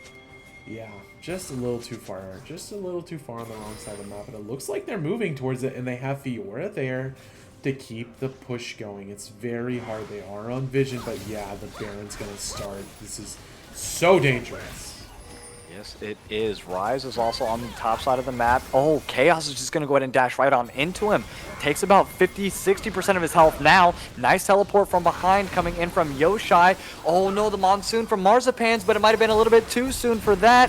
Oh man, Marzipans gets taken out of the fight early. 4v5 now in favor of K5. A double kill being picked up there from Yoshai, and they are in blue side's jungle. 3 for 0, and that looks to be a Baron pick now, as they can take it with no mid and no bot lane. 3 for 0. Great job from K5. And it's a very simple counting equation here. Fiora, Swain have TP, Jax does not. So when the fight comes out and Jax and Fiora are both bot, guess who gets to make the play and get the kills? It's Fiora. And that's beautiful play from them. They did exactly what we asked. Please go to Baron, force them to walk into you, force a fight and win. It's exactly what they did. Now they're ahead. You need to push this Baron lead. You cannot afford for this game to go on 10 minutes longer. You need to push in. You need to crack inhibs, and you need to stifle Bog Dogs and keep them stuck in their own base. How many stats are you working with? Sorry. Yeah, can I get I a will check do on the Smolder stacks before I get into Smoldy stack my check? my Babylon? Smoldy at 197 right now. He's not even 200. 197. About Okay, 27, so 28 minutes maybe? yeah, something like that. There are going to be big fights coming up, but it looks like Yoshai decided, after seeing Whole Grain Man pretty much backpack his team for 3 games, hold my beer, it's my turn. 6-1-0 on this Fiora. He looks so good, and I guarantee you he looks better on this than he would have looked on that Swain. So I'm very happy. I'm very happy that they sent that Swain up to the top lane to BGG. But with how that fight played out, Chaos just kind of being a madman jumping into the Rise, and all the meanwhile, the Rise is going to be your main damage until Smolder really gets a couple items under his belt. Even with 225, he needs to have like 3 items. But I really like to see what Chaos drew the Rise's attention while Yoshai just came in and cleaned up from behind. Yeah, really well played. They kind of got a little aggressive trying to trade off Chaos. God bless Chaos being on an aggressive ADC. You were so right, Nemo. He looks so much more comfortable here. He gets to dictate the pace of the plays, as we might see another fight starting. Yeah, no. Well, Also, like huge shout out to Yoshai for the mental reset. He looks way more comfortable than he did last game, too. The confidence is back. Yeah, he's just... Oh, yeah. 1,000,000%. Speaking about mental, let's see what K5's doing and how they're feeling about this game as they kind of push around. Let's go and then reset. Yep. Heard. Oh, think. Rice, I believe still no flash for this. Yeah. Yeah, Rice still no flash for this. Yeah, They sure, can I'll right come now, right now. Yoshai. He's a little Yeah. tanky now, but his Seekers is broken. Okay. He has Anya. He has Anya. I don't think you do Oh, your did he camp. finish I it? think you just walk mid. You want to take we're getting Oh, aggressive. I'm talking, I'm fine, I I'm was fine. talking about Rise. Yeah. Okay. Oh, sorry. I'm gonna play top scuttle. Is it? Oh yeah, it's here. Okay. Very interesting. They're kind of calling everything out. You see they want to go mid. They want to put the pressure on as you see the jaws closing around. Bogdan's here. Crazy game. Yeah, and one thing I just to piggyback kind of off that, you hear how vocal Yoshai is in the comms. I know Rylion said something about, Yoshai mental reset. He looks like a different player. He really does, and he's being super vocal, communicating well with the team, and I think as the sole point is spawning that we might see something on the opposite side. Oh my god. Man, but we have Goombi trying to go in on Yoshai, a perfectly timed parry, has to dash, has to flash, and all 4 members now focused on him. That's a lot of resources and possibly a free dragon pickup here for the side of K5, and he gets away pretty much with ease. My apologies. Chaos now trying to make a look inside the mid lane, gets about half of it. Why not here? Gets Smoldy kind of focused by 225. 3 members. Yep, 225 stacks on to the Smolder now, makes him a walking Elder Drake, so it doesn't matter whether or not that they get the Elder later on, they'll have it permanently here. But damn, that was a good look here, and K5 does secure that 3rd hex of the game for them. And I don't know, if they can get to about 32, 35 minutes, I think K5 might be able to close out the series here. It's looking really good. They took everything they needed to. They put in a ton of pressure, got another drag. All the turrets are broken. You do need to keep the pressure on, though, because time is not on your side. Baron is spawning in 2. It'd be really nice if you could set up a lot of good vision and force them to walk into you, or you could use the split push threat of Yoshai to, again, force them onto the wrong side of map and take a Baron. The Baron spawning in, again, 143. This is a pivotal Baron for K5. They cannot afford to let their foot off the gas pedal. We saw it against Waldo's. We saw all this trouble with being able to end games. You cannot afford to let a game like this slip through your fingers. It is your destiny right now to force game 5. You just need to claim it. Yeah, and one thing I did want to point out, as opposed to last game, they have a ton of vision in the enemy jungle. I know they just rewarded the top side jungle, but in the bot side, for that Drake, the entire jungle was lit up for K5. There was nowhere in the Bog Dogs could have come in that they wouldn't have been spotted. And I'm really enjoying seeing the, if you look at the vision score, last game it was like a 40 difference between the two supports. Now we're about even. You know, Marzipan still has a slight advantage, but why not sticking right up with him? We see a couple scanners out. K5's doing a good job making sure that they have that vision advantage, as well as picking up the scuttle. They're getting first move. They're getting priority into everything. And this is what a good early, what a good mid game can kind of set you up to do, as well as having Yoshai Fiora that can just 1v4 and be perfectly fine. Yep, and this Baron comes up in 25 seconds, and look, the Fiora is already close to making contact with your inhibitors.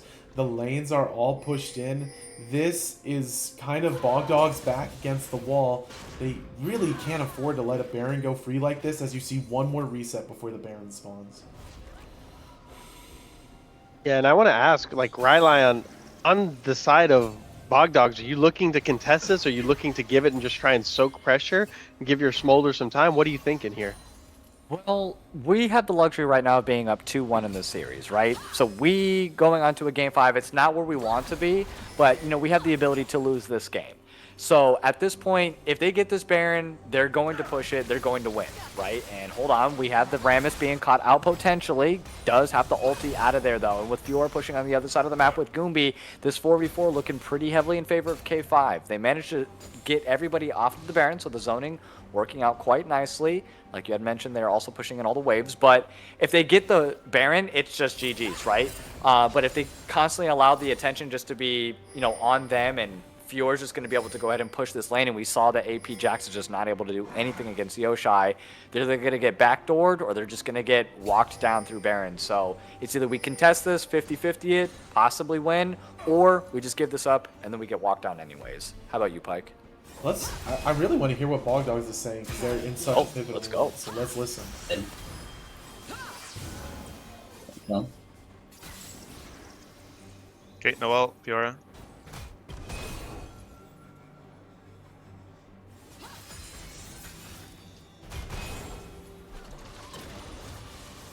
Kind of disappointed.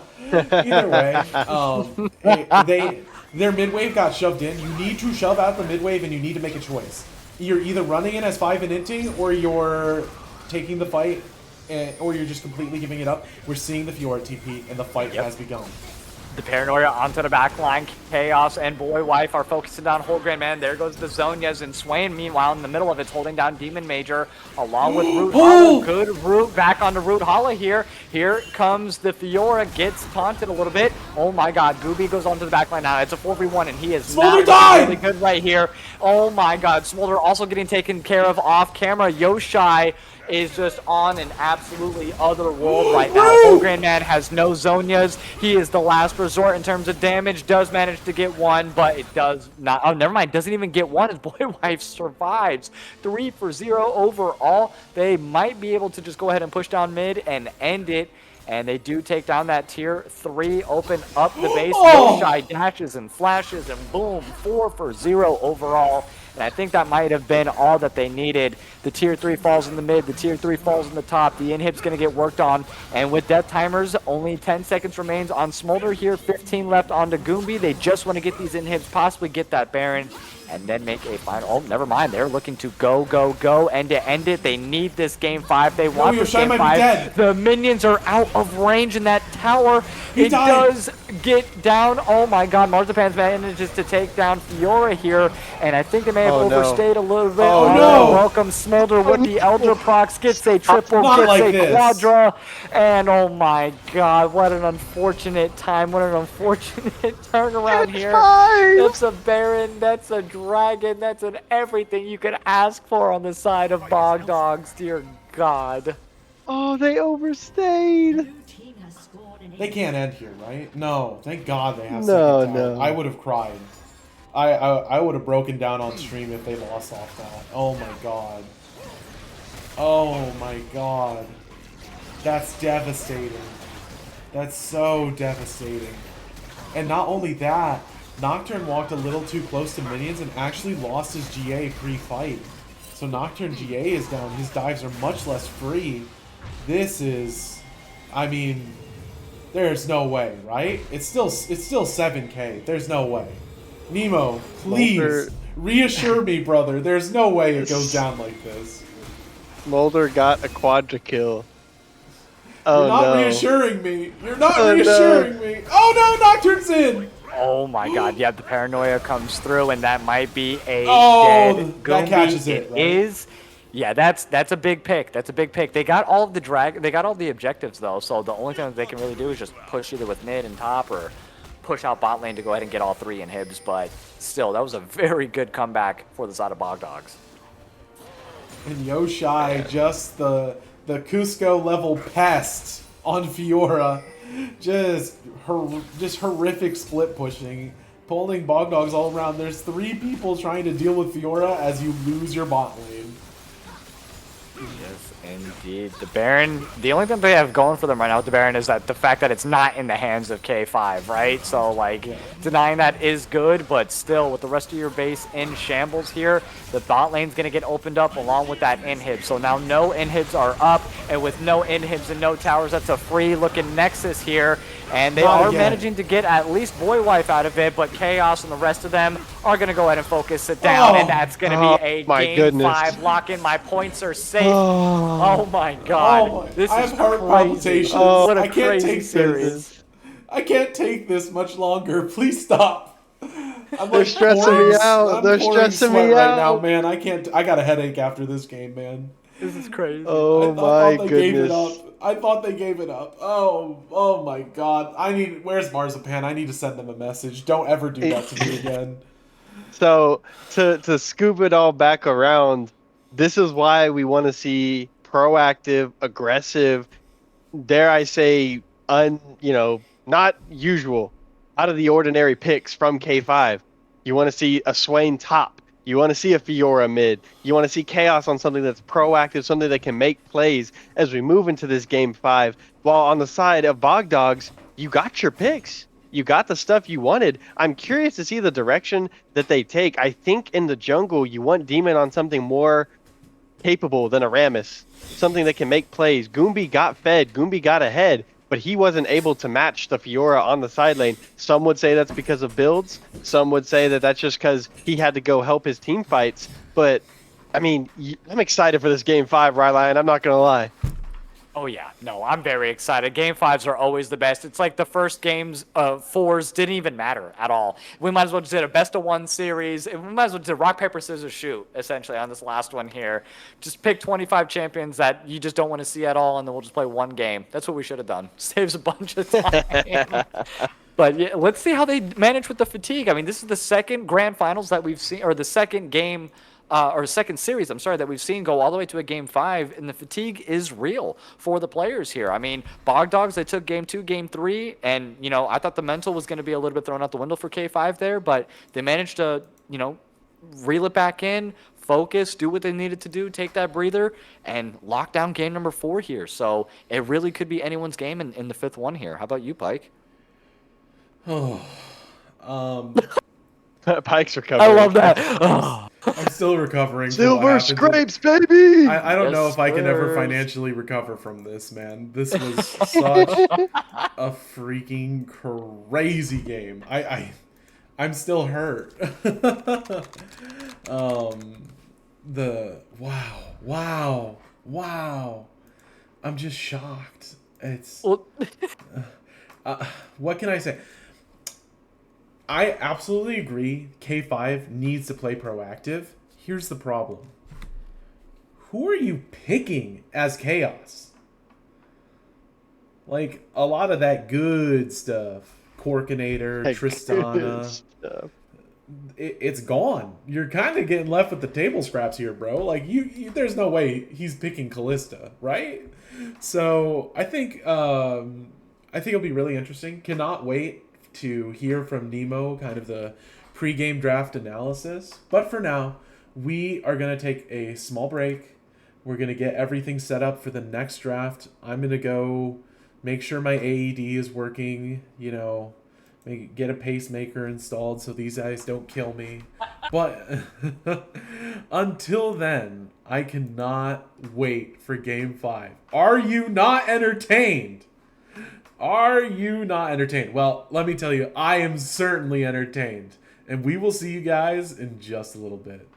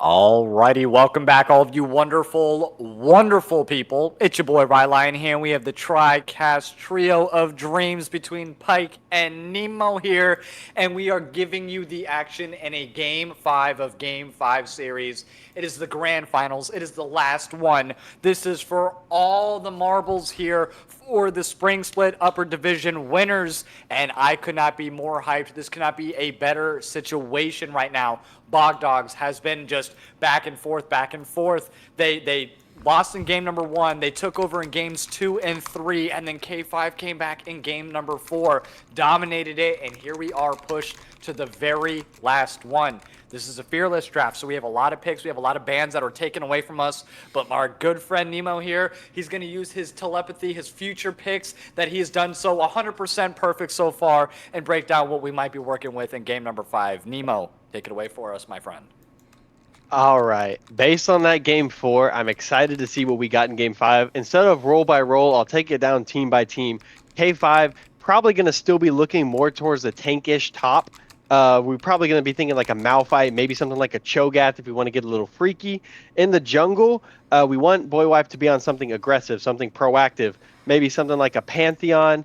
We could be looking at, while Yoshai has about 59 picks that he could do, I really want to see like a Kassadin or a Kale, something that's been banned from him, something that he can do kind of what he did on the Fiora, just scale up, become something that can't be touched on the side lane. It's just going to run the team fights. While the bot lane was kind of what we were looking at with Chaos, I think we could see like a Vayne, maybe a Zeri, something. They banned his Kai'Sa and his Yanara last game, so we could see something like a Xayah as well. But they haven't banned it yet. I think we might see Why Not Zilean. I would be very excited if we saw Why Not Zilean. I don't know if he'll actually play it, but it's something that we could be looking forward to. While on the other side, Bog Dogs, we got some still freaky picks from the top side. We could be looking at an Urgot, even though I think they're going to ban it yet. Gragas, Set, Alawi, Olaf, kind of where we'd be looking. While in the jungle, Demon's Pool is getting pinched a little bit. We could be seeing maybe something like a Lee Sin or an Amumu, maybe even a Mundo from him. While out of the mid lane, we want something proactive. I know Pyke's been talking about it. We want like a Fizz. We could see like an Annie potentially. We could see a Veigar from either side, and there's the Pantheon pick. From Root, we could be looking like a Ziggs, maybe an Ezreal or Sivir, and these supports, they play literally everything. So my best guess is we might get to see some engage for the first time in the entire series, and maybe we'll see something like a hook champ, like a Nautilus, an Alistar, somewhere along those lines, a Leona, and there's the Lee Sin pick in response to Pantheon. I'm an Oracle. Go ahead, take it away, Pyke. Two very proactive junglers. The one who is not successful here basically griefs the game for their team. Lee Sin has a lot more execution threshold needed, but he can make more interesting plays with insects, with Qs, just lots of ability to make movement happen around the map. Lee Sin also a bit of a better early duelist. As we see in the chat, Boywife Lee Sin and Zeri. Nemo is probably screaming right now. Brother's mic just peaked. Crazy. But that is kind of an aggressive, like, playmaking ADC that's not just going to sit there and do nothing for a while, so I really like it. We were talking. The ADC picks here are so compressed. So compressed. And we see... And the Sivir. Oh my baby. God. And You're insane. This is exactly what K5 wants. They want an aggressive bot lane where they're the one dictating the pace of play. This is so interesting. But the picks come down to mid, and who has the counter pick again? Yoshai. I cannot wait to see what happens. Absolutely. And I want to give a couple shout outs here, of course, not just for Nemo and the absolute disgusting predictions that he has, but for the gifted subs as well earlier. I have a couple other shout outs. Demon Major with the gifted sub as well. The hype train being started because of Squiffy Splatoon with the 100 bits saying K5, the meal for the Bog Dogs. Let's go. So we have some Botchalk fans, we've got some K5, and we've got the Zillion pick for K5 as well. Why not? I mean, you are just absolutely disgusting. And we do get to see the Zillion pick overall. Huge shout out to everybody. And we had Fat Dunks earlier with the sub, Nemo with the sub gifted as well, Jmon TV with the follow. And let's get back to the Oh, he baited us. I take back everything I just said. And Big Buddha with another 10 gifted subs to the community. This is just crazy. But you could have taken them away because the Zillion got taken away. So true. Refund. Dude, do a chargeback on that.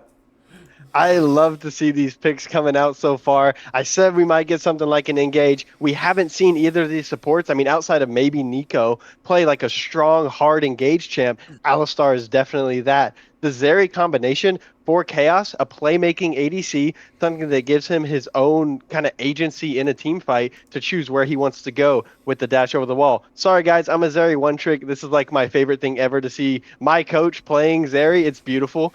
And I will say the Lee Sin and the Pantheon matchup is going to be a fun watch as well, as we do see a Kassadin ban come out. Rock, take us through. Rock. Silence ban. That's Rock. That's Rock. That's Rock what you and said roll. last time. That's what you said last time. Do not betray me. Do not betray me. And Saltius with another gifted sub as well. Thank you so much, Papa. The support from you guys is unreal, and the hype is getting crazier around this draft. Dear God. Rock. Just waiting. Let's go. Waiting on the mouth fight. We're waiting on the mouth fight. There's no other reason you banned Silas. Stop griefing me.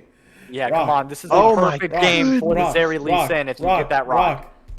Rock! Woo! The Malphite!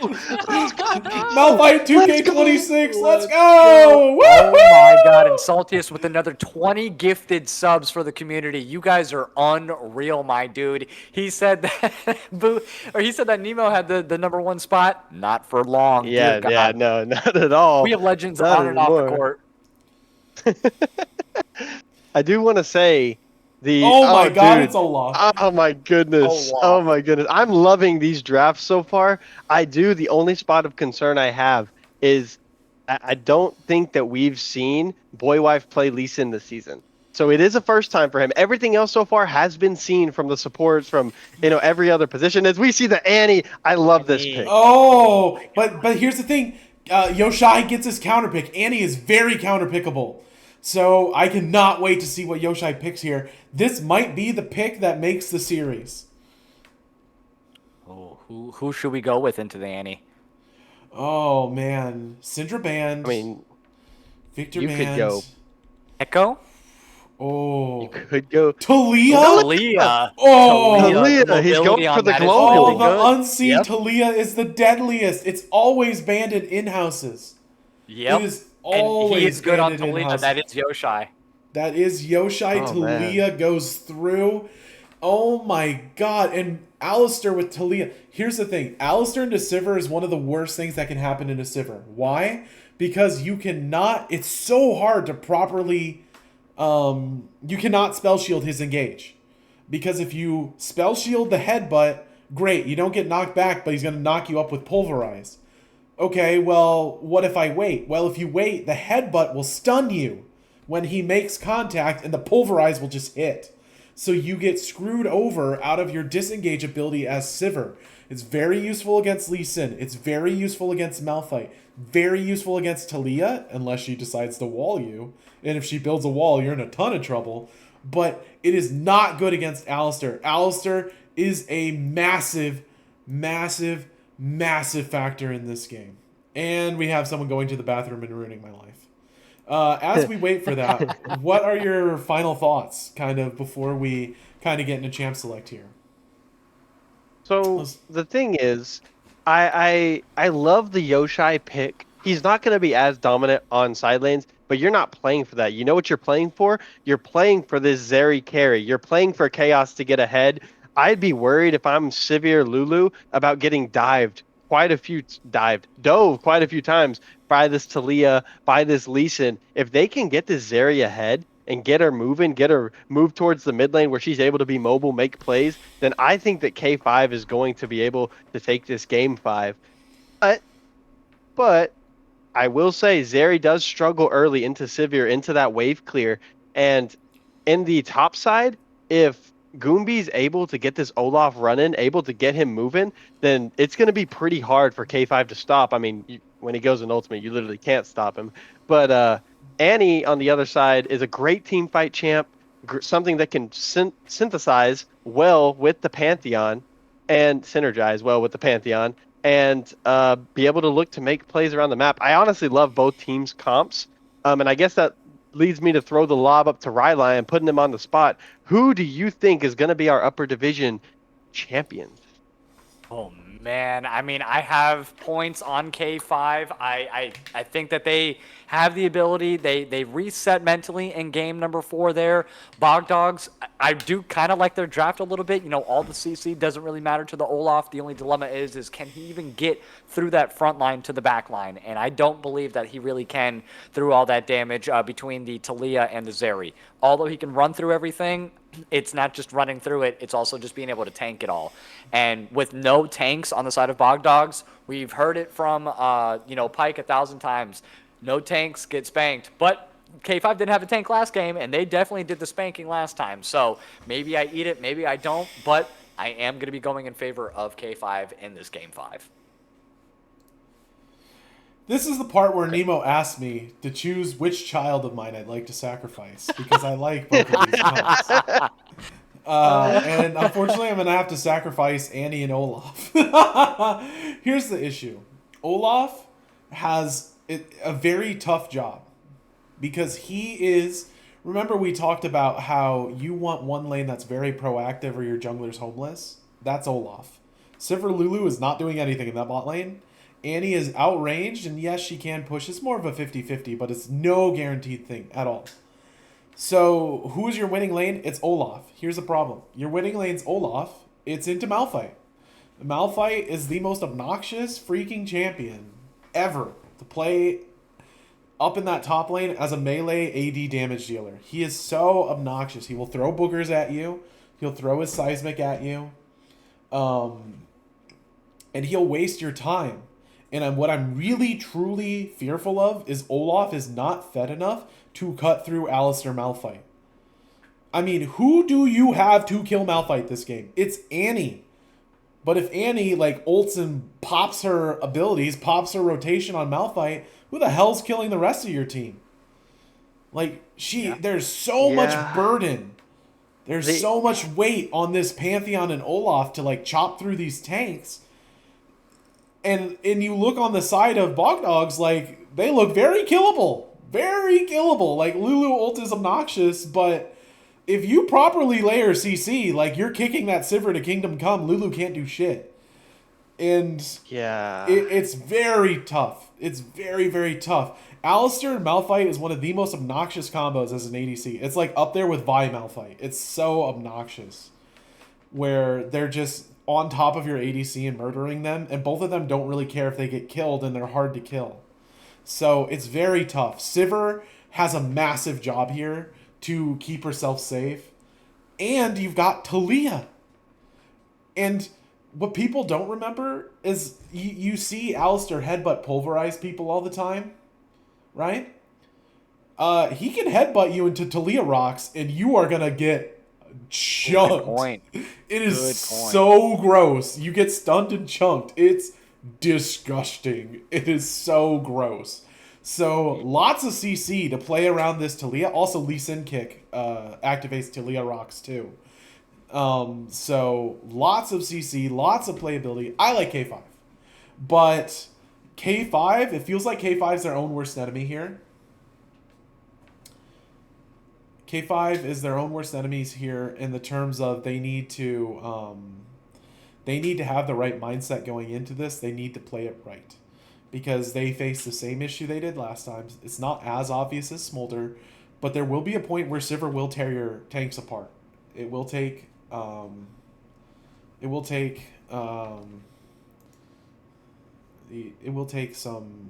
work. And by some, I mean a fucking mountain of work. She needs 5 items. Yeah. But you're feeling that same time pressure. And I'll have you know, K5 almost lost the series feeling pressured to kill that Nexus a little too early. Did they not? So... Yeah, 100%. A little tough. A little tough. Yeah. And as far as it goes, one thing I will never forgive K5 for is for baiting us with that Zillion pick. But so I know. it all comes down to, can Sivir not get hit by this Malphite ult? Can she play off to the side? As soon as the Malphite ult goes, I mean, you still have the Alistar, Talia. But if this Sivir is able to free fire that in those team fights, then she will be able eventually to just damage everything, get the Malphite down, get the Alistar, as tanky as he will be in these later team fights. But one thing that Bog Dogs need to do, they need to put this Zeri down early. Yes. And so the Sivir wave clear can lead into a good opportunity to dive with the Pantheon, with the Annie if she can make the rotation down. But you also have the Talia to respond to that, who has the global ult. Now, the last thing that I kind of want to talk about is there's a couple legendary Game 5 picks in history. You've got the owner, first time Mundo, Game 5 Worlds. You've got the boy wife Lee Sin, Game 5 Upper Division Grand Finals coming in. First time we've ever seen him play it. I think a big part of this early game and keeping that bot lane going is how proactive can boy wife be. I know we were kind of talking about how he wasn't as proactive as we would have liked in that Game 4 on the Nocturne, but they got the dub. Maybe made us shut our mouths a little bit. So we'll see in this Game 5. Lee Sin, you kind of have to be proactive on early to get going. Yeah, no, I agree. Lee Sin falls off very hard late game. So if he doesn't get that early snowball, it is going to be GG's. Another thing that I kind of worry about for K5 is, do they have the ability to even get onto that Sivir come late game? You know what I mean? Olaf is, again, just going to run straight through with no problems after he pops the ulti. Pantheon's going to ulti onto the back line. But Sivir might have, the ability to just sit there and poke kind of freely. She has the ricochet capability. She has her boomerang. And then with the Lulu being there, being able to polymorph either the Malphite or the Alistar, whoever decides to hard engage, that is going to keep them kind of at bay for a little bit, for her to reposition herself and just get a bunch of autos off if need be. I fully expect to see a crit, not a lethality Sivir. So I definitely expect, like you said, later in game, just bing, bing, bing. She's just going to destroy the tanks no matter what anyways. But, that is the only thing I kind of worry about for like the later part of this game. But if Lee Sin can get ahead early enough, if he's able to get that snowball going, especially setting up Talia, either kicking them back, or I forgot that little hidden tech between, the different kind of knockbacks that they have on the side of K5 and the Talia boulders. So, yeah, it's going to be a fun time, and I can't wait to see who wins this one. Game 5s are always the most interesting. They really are. You see the depth picks. And as much as I love Zillion, I do think Alistar is the right choice here, because it just provides you so much more opportunity. Zillion is stopped cold by Sivir because he can't double bomb her properly. He can E her, but he can't double bomb her properly. So he can't get the stun he wants. So I do really like Alistar, even though I'm very disappointed they betrayed my old man. Yeah, I mean, it'll be exciting for sure. I'm hyped up. I listened to the Silver Scrapes that we had while we were on break. I'm so ready for this Game 5, and I think all of us are too. Absolutely. Well, we do have a little bit of a delay while we get set up for the end game, though. So we are going to cut it to a short break for just a few minutes while we get ready for that, though. Do not go anywhere. The trio cast of your dreams between Nemo, Pike, and your boy Ryline here will be back in just a few short minutes.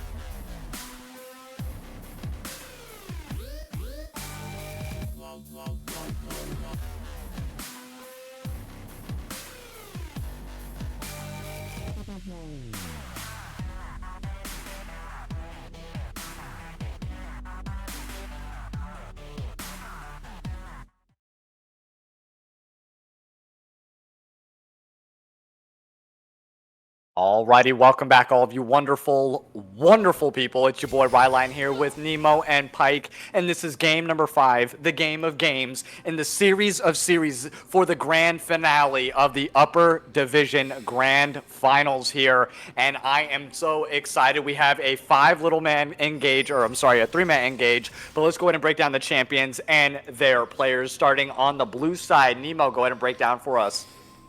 All right, on the blue side, we've got Goombie rocking the Olaf top. Demon Major and Whole Grain Man with the mid-jungle synergy. Pantheon and Annie, once again, mid laner with Ignite. And in the bot lane, we're bringing up with the Sivir and Lulu, piloted by Rutala and Marzipans. And Pike, go ahead, red side, one more time for the 5th game in a row. Oh, Alistair getting a little cheeky. But we see a rock-solid choice out of BGG on the Malphite.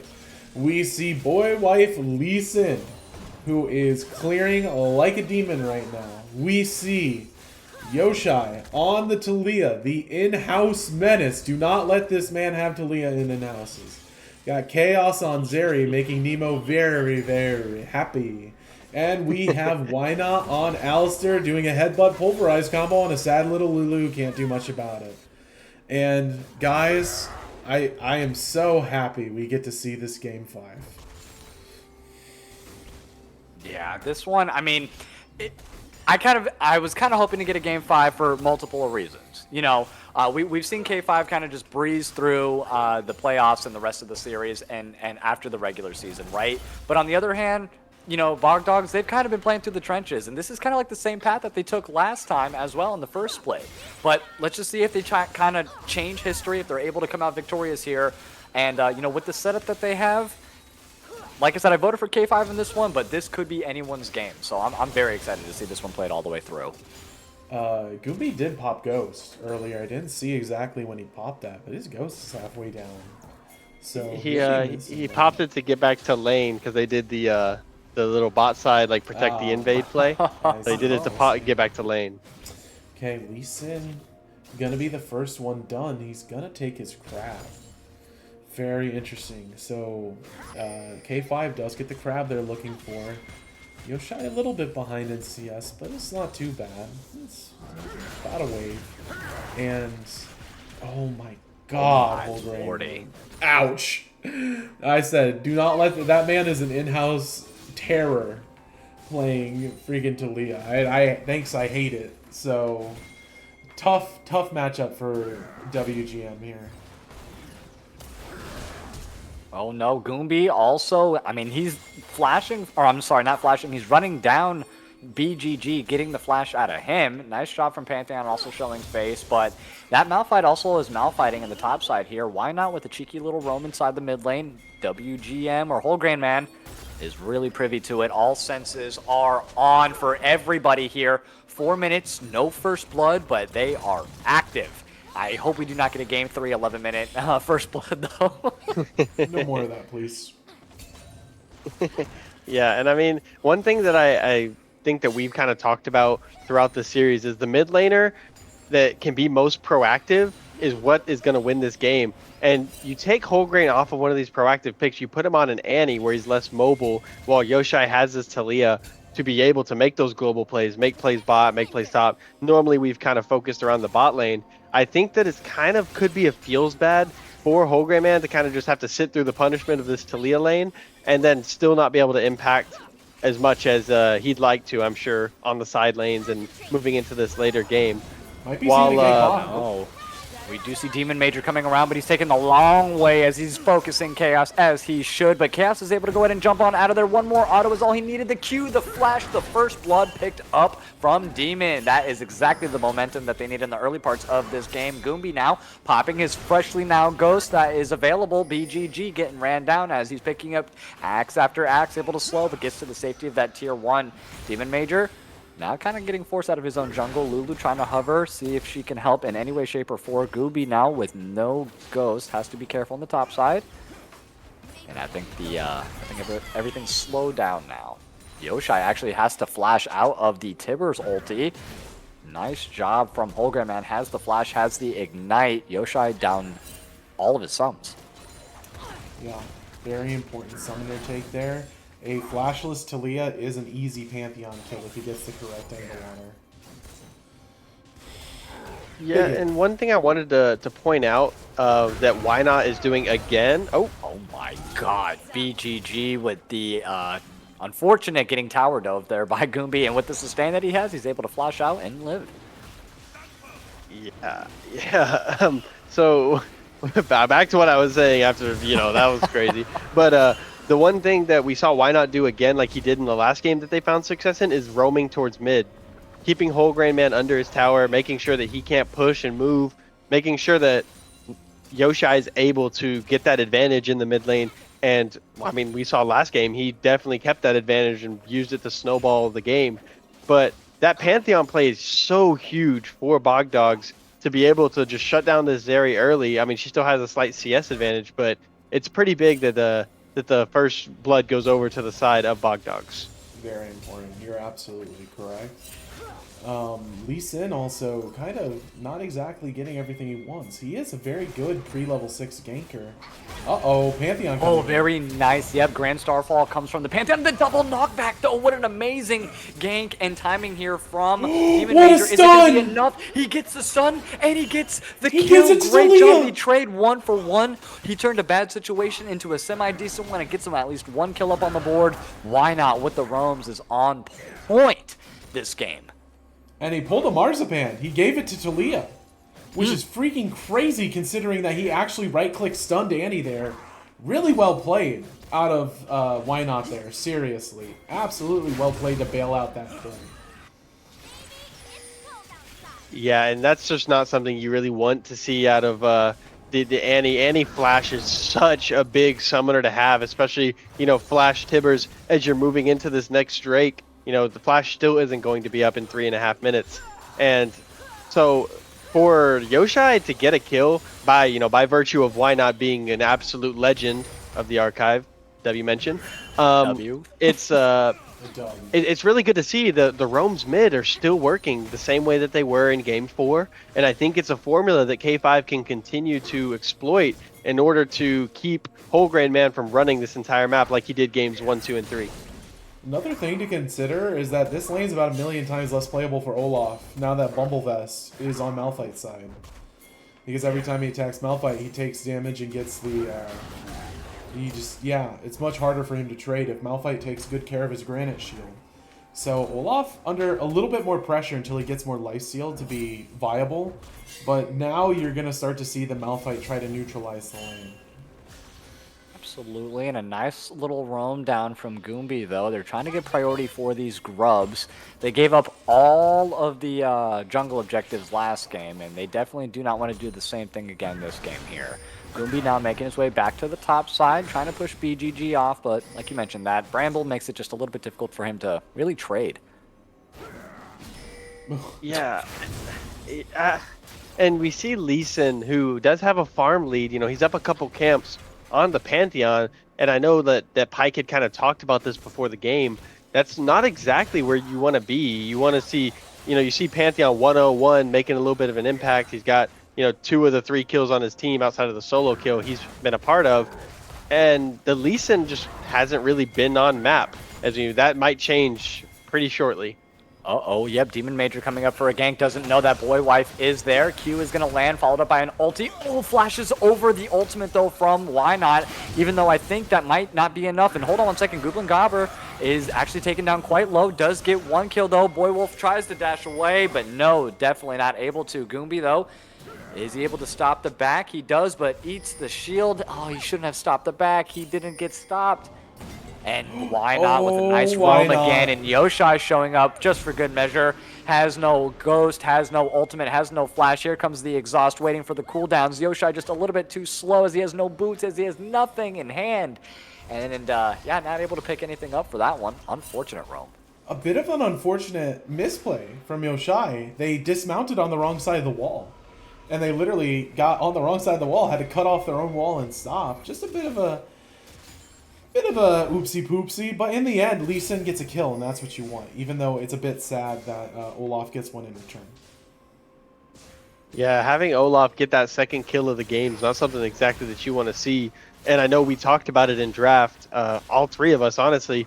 The win con for this team is either get to 40 minutes when Sivir is going to be able to shred the tanks, or get this Olaf so fed that it's not going to matter what happens in the bot lane, because he's just going to run them down.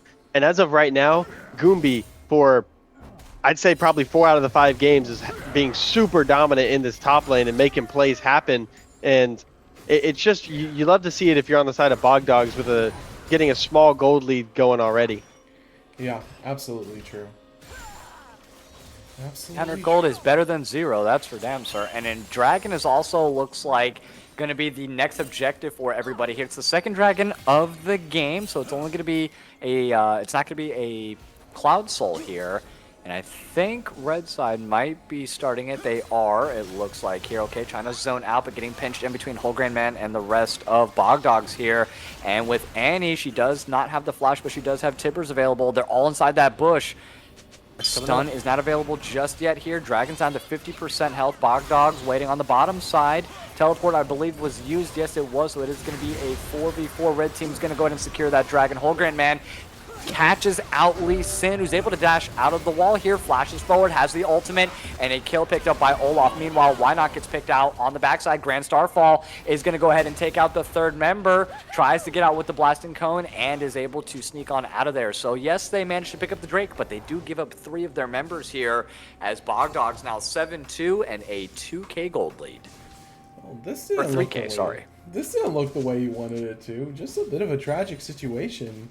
I think you needed to jump on Annie before she was given the ability to stun. Because she Agreed. was just kind of sitting there building up stun. That's just literally watching a disaster, a car crash in slow motion happen to you.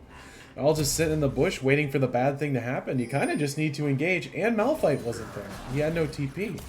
So you really needed to force while Olaf was unable. Oh my god. No, not like this. Oh, doesn't get the last Q to connect, and Holgram Man does escape with a sliver of health left. But Annie got divorced from her flash again, which we talked Yeah. about is very important. Feels bad. Rather for Like you defense. said, you can't let Annie window shop at your entire team while you're trying to take a Drake. Now, Why Not had a great headbutted Demon Major out, but at that point, you just got to cut your losses. You can't really try to fight back. Just if anyone's going to get caught out, just let them go. But you saw the whole of K5 turned around to fight. Chaos popped the ult. They were trying to fight this Olaf in the backline, which ended up in him getting a double kill. So we seen engage in mid. God, yep, Holgram Man catches out Yoshai just with the tippy toe of Tibbers there. And that's a big pick, as they're able to go ahead and make their way down to the bot lane as well. Demon Major has no ulti, but still trying to show some kind of presence, but getting caught out by all of those wards. Look at all that ward placement by Why Not. Oh, absolutely. And Why Not's having a good game so far. The thing is, as an Alistar, there's only so much you can do. You know, you can get somebody off, but when you've got an Olaf running at you, you've got your mid dying solo to the Annie in the mid lane.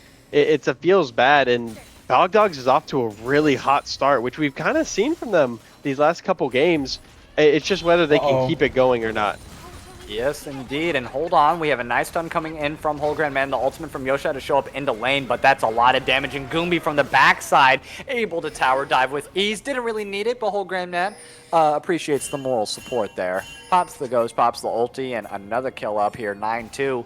And we even said earlier, if Lee Sin's not able to get ahead early, he just becomes more and more useless as the game goes on later. So what is the win condition currently for the side of K5?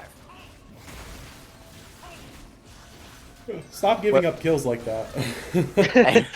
yeah. Keep. You are in the fortunate situation that you do have multiple dragons, and you can potentially use the objectives to again force them to walk into you and lose.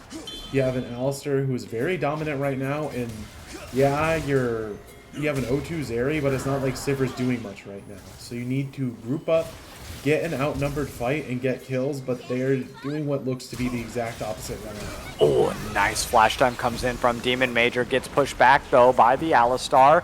And with ultimates in tow, the Grand Starfall comes through from Demon Major. Everyone backs up from the side of K5. Great force over the wall. Does get 2 of them, though. Demon Major gets the Lulu ulti. How much health is it going to be enough? No, it is not, as Chaos picks up his first kill of the game. BGG gets another one on the board here. Goombi gets tagged by the laser and a shutdown. Yes, being picked up by Boy Wife. 3 for 0 in that trade overall. A much-needed gust of winds in the sails of K5. And BGG says, you can kick my ass all you want top lane, but I'm going to be Malphite, and I'm going to press the dopamine button on 3 of your team members, and it doesn't really matter what you pick. As he just slams into the Bog Dogs, knocks 3 of them up, and leads to a complete turnaround on what looked like a lost fight. Yeah, great play coming out of K5, but on the opposite side, Bog Dogs, you overstepped. You ulted in with that Pantheon. You didn't know where Malphite was. He made that little roam down, and you know that's how easy it is to get value off of Malphite. My laner can be 4-0, but if I press R and I hit multiple people, then that's just gonna break a whole team fight open. Now it does suck that the shutdown off the Olaf went on to Lee Sin and not the Zeri, but it's better that it went on to anybody versus not getting it. Now, one thing I do want to do going into this Drake, this third Drake, I really want to take a listen into K5's comms and kind of see what they're thinking about this one. Yeah, let's do that, absolutely. What's your ult timer? 7 Okay, yeah, we're good. I need to spot it here. If they look at me, I can ult away. They're looking, They're gonna look on mid, probably. Okay, do we need to escort this in? We need to wait for... Be careful, Annie, be careful, Annie. Wait for the Herald, wait for someone to answer. Okay, Sivir's on mid, maybe find something? Right here! Annie! Nice. She's TP! Play off!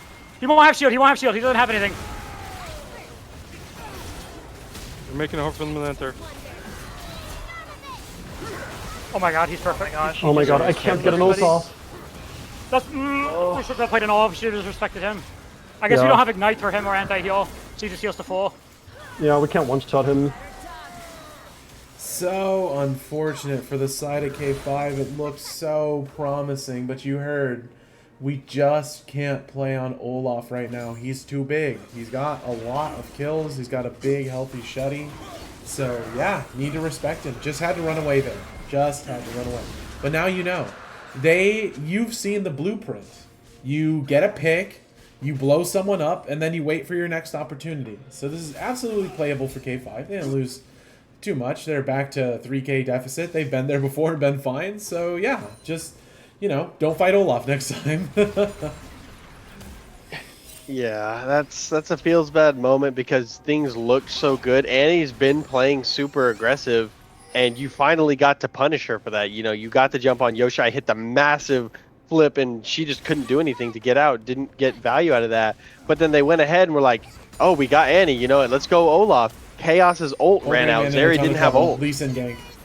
Oh yeah, that was a great job from Annie. Wholegrain Man is able to get the double kill with Tibbers in tow. Nope, gets ulted right back into that tower. And great trade 1-for-1, but Bogdog's still definitely in favor right now. Absolutely true. Though you're very willing to trade your Malphite off for a kill like that. To be 100% clear. He is. He's just pressing R. Oh my god, the Grand Starfall comes through from Pantheon as well, but oh, they're on the right side of that wall, unfortunately, as Yoshai is able to go ahead and separate them out. 1 kill apiece, 4v3 in the mid lane here.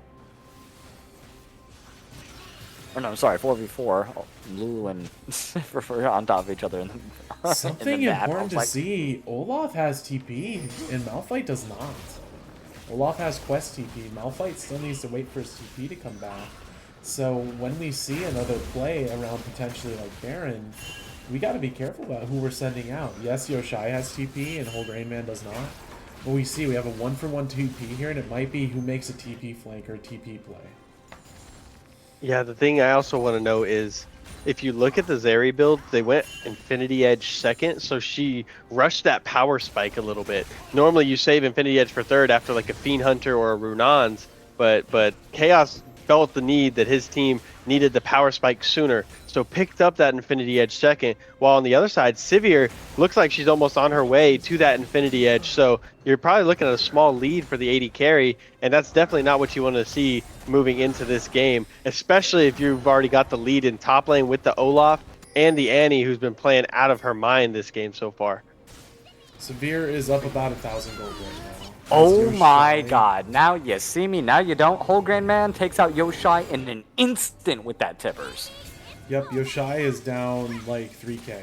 It's just tough right now. If you can suppress the Yoshai, you have a really good chance of winning, it seems like. But if he's able just to position himself appropriately in these next few team fights, you know, they are able to get a couple picks. And with Yoshai being out of the picture, this Baron will be started on the side of Bogdogs. They do have some potential pick. Malphite is a little bit far away, but if he's able to make it there, they could possibly get an unstoppable force. And even if they get the Baron, they might be able to at least get them all. Olaf is going to walk into all 5 of them. They use the unstoppable force immediately, following up onto the Annie as well. So 2 members now will not have the Baron, and they're not done just yet. Yoshai tries to catch them out with an ulti, but I think he may have misclicked or went to the wrong direction there. So 3 members from Bogdogs make it out with the Baron, but 2 good picks for K5. No, that was so important. They need to get money back. They need to be clawing their money back as much as possible. Yes, losing Baron sucks, but beautiful play by Malphite to kind of force there, and by Alistar. Just really nicely done. Unfortunately, Chaos's barrier was popped as Whole Grain Man actually threatened a one-shot on him. That's crazy. Yeah, and you want to see those kills go to your AD carry, not to the Malphite and Lee Sin. But I mean, like I said earlier, you'll take the kills wherever you want them to be. Maybe it's the AD carry and me talking that's like, give the AD carry the kills, but it's something that I need to see from K5, because your win con isn't going to be the late game Lee Sin or the Malphite. You want to see these kills go over. As we see another Drake coming up in about 44 seconds, I'm curious to see how they're going to look. Oh my god, Bogdogs. I mean, they are just crazy with Whole Grain Man right now. And oh, yeah, Malphite ulting just like you had mentioned, but he doesn't have it for just a little bit here. Alistar's taking a lot of the damage, and Pantheon trying to focus down Chaos, who's able to go ahead and jump over the wall. Why not? Is going to sacrifice himself, and Yoshai can go ahead and get away with that blasting cone. With Baron on 3 members, that might just be enough to take down this tier 2. And Dragon's up in 10 seconds as well here. That Malphite ult was just super unfortunate. It hit only one guy. You cannot afford to hit just one person as Malphite. Malphite doesn't have it. He has it up now, but he didn't use it before, unfortunately. No, I think so it's he a didn't even... visual bug. Oh, okay. He did Malphite ult Pantheon, but you solo ult to the Pantheon, he's going to press the E button. It's not going to work. You need to be hitting multiple people. You have to be so judicious with your Malphite ult. It's super important. Oh my god, he solo ults Olaf now? Oh, yeah, and that's enough damage from Chaos. Like you had mentioned, he needs to get the kills, and show it shall be done, says the Oracle. No worries. Dragon is up still. This is a 23-minute second Dragon potential here for the side of Bogdogs, or a 3rd soul point for the side of K5. And without Goombi here, they might have the ability to do he's this caught! Teleport coming in as well. And yeah, Root Hala might be getting caught out. Has the Sivir speed boost though, and is able to get out of there. We do have BGG coming in from the top side with the teleport as well. Everyone is getting zoned out, and I think they should just give up this Baron, or give up this Dragon. They have Baron. Try to push something out in the top side. Try to do something in the mid lane here, but they are just wasting it right now. Malphite ults is almost back up. It's more than halfway. Whole Grain Man coming on a flank. Oh, Lee no. Sin sniffs it out. Oh no, Whole Grain Man might be The caught. Q lands, and there goes the Tibbers. Not enough return damage comes through, unfortunately, as they make their way back to the Dragon. BGG is going to go ahead and zone out the rest of them. That's going to be a 3rd Dragon pickup here for the side of K5. Puts them on soul point. And BGG, yeah, he's tanky enough. He's walking on out of there. Damn, what a turnaround from K5. Sivir ult too, by the way. Sivir had to defensively ult. Did you guys see how the Sivir autoed Malphite like 6 times and his health went down like a smidge? Yeah. It was so crazy, I thought it went dude. up. It probably did, to be honest with you. She just got the IE, but man, like if you're Bog Dogs, like Rylaion was saying, why are you fighting there? You expended a couple ults. Your Annie's trying to find a flanker, gets caught out, and then you just continue to try and go forward and get that Drake. Now you've given over Soul Point. You didn't really get anything on the map for that. But I'm gonna be honest with you guys, and Pyke, I'm sorry. This could be another banger, another heartbreaking, crazy heart disease kind of game that we got coming up for us. And if the stream doesn't stop, I've died. Someone call the police.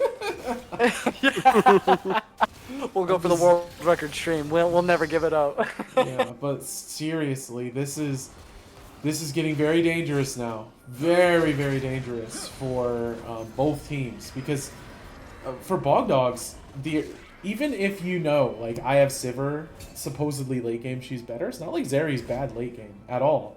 And she doesn't have as many tanks to break through. So she is super viable. And there is nothing worse than having a lead and then slowly throwing that lead away. You know what I mean? And when you are in that situation, you almost feel like, man, I wish I could have just gotten crapped on the whole time instead of throwing a lead. And for Bog Dogs, it kind of feels like you threw a lead here. It's only like, what, 2.5K? So you gotta be careful. It can be very tilting. Game 5, series point, and you might just feel the sands of the series slipping through your hands. Yeah, but your Olaf went from 5-1 to 6-3, so he's been kind of getting caught a little bit. You know, even with the solo Malphite, it's not exactly what you want, but they still caught the Olaf, which is big. Now, the next objective is, instead of catching the Olaf, are you going to start moving towards the Sivir? Are you going to look for picks onto that Annie? Now, if you're Bog Dogs, you need Annie to find a wraparound. I know she's 557, but we saw the burst damage. Lee Sin started the engage and left on a sliver of health. So it's like, which team is going to be able to find that entrance? Is BGG going to be able to find a big Malphite ult, or is Holgrave Man going to be able to wrap around and hit a big Tibbers on multiple people, which is really going to decide this game? I'm really worried about this Olaf's prospects. Brother has literally 0 armor items, does not even have plating. And this area is getting very, very chunky very quickly. And there might be a point where he presses the R button on Zeri and tries to run at her, and she just straight up kills him. And that time is closer than you might like to believe. She will do so much damage. He's got no armor, no MR, he's got Swifties. Because he wants to catch up, right? But if he tries that, hero play that we saw in the jungle earlier where he TP'd in and killed everyone, that ain't flying. That pig is not flying anymore. He would, if he does the same thing again, he's dead. So super important, Olaf finds a good angle here, and look what Lee Sin just fought. Grievous wounds are starting to come in on the side of K5. This Olaf is getting pressured more and more as we see a potential fight start. Oh no, Goombi is in the wrong jungle, but the rest of his team is there. I was going to say they're looking for a potential pick. I mean, Holgrain Man, all he has to do is just Tibbers one person and they are toast. No one has any really kind of form of magic resist on the side of K5, so they're all susceptible for this Annie burst. So the more people he can catch out, the better. He has Tibbers, he has everything he could possibly ask for to blow up anybody right now. Dragon's going to be up in 50 seconds. I feel like K5 should be starting a Baron or forcing some kind of split. Either they get Dragon, we get Baron, or we get Dragon, they get Baron. I think they much prefer the Dragon here, but it looks like they might whatever. have to be okay with Baron. Vice versa. But oh my god! And with the pressure now, they will. Oh, absolutely. They're on the Baron, and it looks like they might, get ran. Let's listen to Bog Dogs as they come in on this. Down, they're just ignoring the Dragon. They're gonna go ahead and do it. Oh, people. Okay. Play for our Sivir. Play for our Sivir. We're on Lee Sin. I'm out of the fight. I'm dead. Play for Sivir. Watch, Go to Leah. Just go to Leah here. Can you guys just... yeah, go to Leah. Alright, someone go drag if she's just Yeah, they're gonna start drag. At least I'm gonna try to start drag here. She's out. Oh my god. They're gonna start drag before I... That's so gross. God, Yoshai, stop doing that to people. That's so mean. K5, just when you think they're out of it, they just claw their way right back into it. The team fight definitely wasn't going in their favor, but for some odd reason they decided to just separate, and then Bogdogs just kind of lost their focus, and there wasn't really a whole lot of follow-up on that. Oh my Timbers God, end, look at Sivir. Unfortunately, Moodhala She actually just getting got the caught Olaf out here. turned it. Yep. But hold on. BGG also getting caught out. He is now chunked down Oh, to what an about ult! 10% health. Is it going to be enough to turn around ultimate for a Oh my goodness. No. last second? No. Panther ahead and takes him out. Both tanks are gone. Lee Sin is gone. They have no jungler. They have no numbers advantage right now. It is a 2-5. Oh my God. That's Dragon. That's Baron. And this might be the beginning of the end here for game number 5 for K5. Yeah, and look, they're getting wrapped on. Their escape here is not guaranteed. They're getting so wrapped on. Chaos might be the first to go. Yep, he already Is that dashed. just game? He cannot get away. That might be And game. That might be just... No, they're focusing on the Baron. They're not Oh. pushing down. It can't be like this. Olaf's It going cannot to go go ahead and like push this. down in the bot lane, but still, Bogdogs, they are taking it over, man. No. Yeah. I think I don't think Yoshai try to protect that tier 3. But yeah, I don't think okay. K5 What can can you win do anymore. right now if you're K5? I don't know if they can win anymore. They have to find a pick. So- You have to pick Annie. Like I think it's literally you ult and murder Annie instantly, or the game's over. Yeah, you have to find some kind of play that where your Zeri's not in danger, because she's trading her life for Olaf pretty much every single time, with the Pantheon, with the Olaf diving, and then the Annie wraparound to be able to catch the Talia. There's not really much of a chance for K5's damage dealers to be able to do anything. You know, why not trying their best on the Alistar, but maybe instead of... Oh no, cut off, Going- cut off. Annie's all by Potential herself. pick here from Yoshai does separate the team out. Whole Grand Man is stuck behind them. But wait, they are chasing him. They cannot catch him. Teleport comes through from BGG as well. Olaf is stuck on the bot lane, so it is a 4v5 if they so choose. But no, with no pick there, they decide to back off.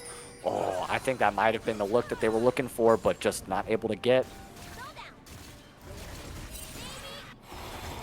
Meanwhile, the rest of Bogdogs will go ahead and siege down the mid lane here. They do have Baron in hand. Annie Wynot's gonna go caught! ahead. Oh my God, she exploded planet Try over. to get a cheeky little engage. Holgren, man, pot by why not? Oh, that's so unfortunate for our legendary friend. And that tier 3 is getting knocked on in the mid and in the bot lane here with Baron in hand. And 5 members to 4. They are wanting to go ahead and end it all right here. The mid inhib falls. The bot inhib falls as well. And the Nexus towers are getting a knocked on. Here comes Goombi leading the charge along with Demon Major. Great separation between him and his carries. Letting these cannon minions just go ahead and blast away. Zeri's doing what she can. Now goes the Olaf engage. Lee Sin gets taken out from the Annie. Oh my God, they're trying to find some kind of solace, but with 3 members down. Oh my God, never mind, there's only 3 members left. The Nexus gets focused down, and the series is over. Bogdogs, they take it. They are the Spring Split champions, 24-16 in a 33-minute banger. Dear God. What a game, what a series. Wow. Wow. I can't believe it happened that way. It felt so playable for K5. It felt so doable, and it just fell apart. Oh my God. Annie blast cone into Tibbers engage actually just ended the game. What a freaking play by Holgrain, man. And I mean, to be honest with you guys, I'm having issues now. Because after the first 3 games, I was like, Holgrain, man, is clearly the MVP. But I know y'all saw Goombi. Yeah. I know y'all saw the work that he was doing. Goombi ran the early game for pretty much most of the games in the set. So if I'm gonna look at this game from Bogdogs, look at these teams, and I'm gonna put you guys on the spot because I don't want to be on that spot. Who are you gonna give the MVP of this upper finals to? Pike, do you want to start, or do you want me to give my analysis first? Goombi. I'm just He gonna said, slap Goombi- it. I'm gonna slap it on the table right here. In the worst games where Bog Dogs lost like bad, Goombi was like the one shining bright. You know what I mean? He was the one that was making the game look playable, even though they were losing. Even on Jax, even though we criticized his build. Remember that Fiora who was killing him late game, that was not his fault. That was not his fault at all. And I think he just showed absolute domination in the top lane, and I really want to give him his feathers there. No, I mean, Goombi is a great one, but to get to that Game 5 scenario, the dominance that Whole Grain Man had to do over Yoshai is just unreal. It's, it's like keeping LeBron James to 4 points in the finals. You got to give it to him. And Goombi at the very end showed up when he needed it at most. For a Game 5 matchup, I'm going with MVP Goombi, but an overall series, I am definitely going to go with the Whole Grain Man, the legend himself. The dude was unreal. And I kind of do want to hear from the team themselves directly. If we can go ahead and get them in here, I am more than happy to do so. I kind of want to talk to everybody, the whole squad, not necessarily just one individual, but yeah, we'll go ahead and get them in here. I'm just speaking right now to go ahead and make that move, but that's who my MVP vote goes to. A big game, the last game though. You guys carried me the last game. I got caught. Hello. The MVP Hello. here. So while we get the members in here, we'll get them talking. We'll get that MVP vote up and running.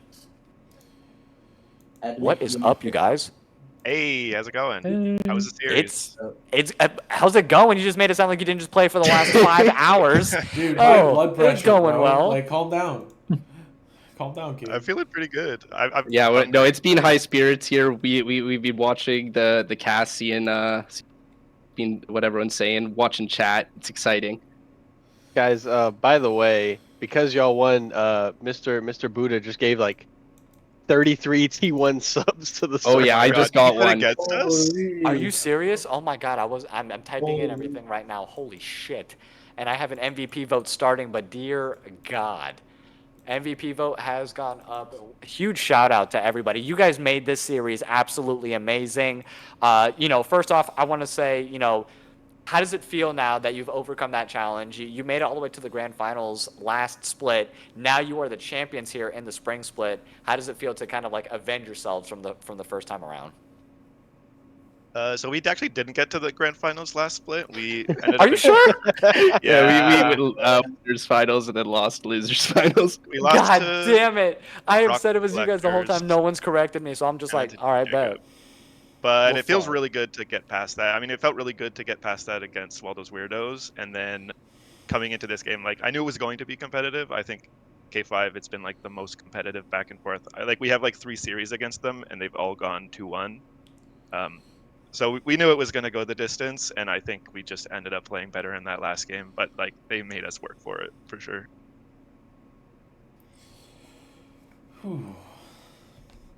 Man. No, all right. I'll continue. I was gonna just say. Oh, okay, what I kind of didn't know. preparation- No, I didn't know if anybody else had some follow-up questions. I was like, I got some questions. Decompile. In that last draft, what was your thought on the picks? Like, the champion pool's kind of getting limited by the time it's game 5. There's 40 champs out, 45, 50 if you include the bans. Like, what are you thinking for that last draft in game 5? I think we were thinking like, okay, Pantheon is the last best jungler K5 has, so let's try and pinch that. And if they go, their next best options are to go like Lee Sin, and I forget what the other one was, but Pantheon's really good against Lee Sin because you can just stun him when he goes in. Mm-hmm. I think Lulu Sivir, I mean, it's a comfort pick for me. It's easy to play. It speeds up everyone on the team. We always wanted to put Goombi on someone he could proxy with, so Olaf was someone who was left and into the Malphite and Alistar. It was really good. And then, I mean, we saw that Annie was up because they banned the Sylas, because we were going to pick, I mean, they took Alistar and Malphite. Of course we're going to pick Sylas if that's not banned there, right? So that this time Annie got through, and Annie Pantheon, I mean, like, you're just dead if those two ever run at you. Like, it's just CC, so much CC and point-and-click CC and damage, so... I mean, everything rounded out well. Sivir speeds up Olaf and Annie, making the picks easier. So I think everything just really came together, even with everything pinched. Yeah, I mean, I guess that leads me into my next question. Goombi, what we got going on in the top lane, bro? What were you on before the series today, bro? Holy, you were proxy, bro. I saw you on Olaf try to proxy like wave 3, bro. Talk to me a little bit about your top lane, like what picks you wanted to go, why you like those picks into BGG or what, and yeah. Oh, I just watched a Baus video today, so I was inspired to proxy. Of course. So also, I just felt if getting tanks every game, if I just want free gold, I should just proxy and look for map. Like if I can't kill someone in lane if they're just tanking sitting under tower, I just better if I just proxy and then look for plays around the map. So if I can proxy 2 waves, then I don't miss any CS, and then I can just look for plays around the map, or tried to. Probably hinted some plays there. I try to even remember what even happened in some of those games. But yeah, that's what I was thinking. I see. There's a rogue slasher in the chat. I can explain. Zeolitem Olaf. I wanted to make. I was feeling myself, so I built it. That's all I can say. I was questioning Yeah, it. I'm like, Olaf has no resistances, Your Honor. I don't know if this works, but hey, it worked. It I just I've never actually built an Olaf, and I kind of wanted to try it. I usually go Death Dance after, and I was feeling kind of ahead. I was like, I just kind of want to run down the lady carry. Try it out. So, well, it was definitely not a good item though after, but my team carried me, so appreciate them. Amongst yourselves, who would you say is the MVP if you guys had to vote amongst yourselves of the series overall? We were talking. I think Root Hala had the hardest job out of all of us. Like, we know that K5 plays so heavily towards Chaos. Chaos is probably one of the best ADCs in like entire split, and they also play like very, very heavily towards him. And we just don't play that way. We don't give him like a lot of room in like the draft or in the game. Like, we don't play very heavily around him. And so his job is basically just to neutralize one of the best ADC support combos when they have like just their jungler behind them all the time. And I think he did a really, really good job at that every single game. And some of the games he was actually just like doing better than Chaos. So I think Ruhala. Thank you. I feel I played really good myself. I feel I was super locked in today. Last time we played, Chaos like absolutely dominated me 3 lane phases in a row, and this time I feel like I really stepped up to the plate. So not to toot my own horn, but I think I was locked in. Like, this Sivir might be doomed, and it was the exact opposite. You played really well.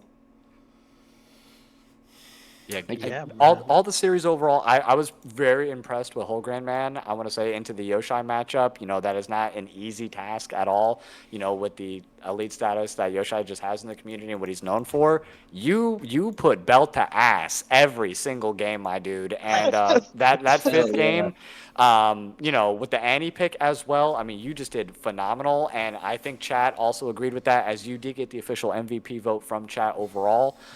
So, I do have to agree with that. You did get my vote. You all did phenomenal. Goombi was definitely Game 5 MVP. Root Hala, you did amazing with the Sivir pick. Like, you all each get your own, different accolades and where you guys excel. You guys obviously being the victors overall. After that Game 2 and Game 3, you guys really locked in there. Game 4, when they came back and, I was like, oh no, the mental reset probably just is gone now. I was hoping okay, let's lock in, guys. Bog Dogs, you guys got this. And from the draft all the way to the end of that 5th game, you guys were in complete control, top to bottom there. So congratulations to each and every single one of you again. Thank you. I do want to say, Mars, at the end of that Game 4, and this is mainly the chat asking for this. They're saying the best play of the entire series was when you pulled the wave. Facts. And then you guys ended up getting the entire shutdown, getting the full team ace, and I think it was Smolder got a quadra kill. Yeah. There. So was that like a conscious thing? Yeah, that wasn't like just oh yeah, whatever. Well, I knew that.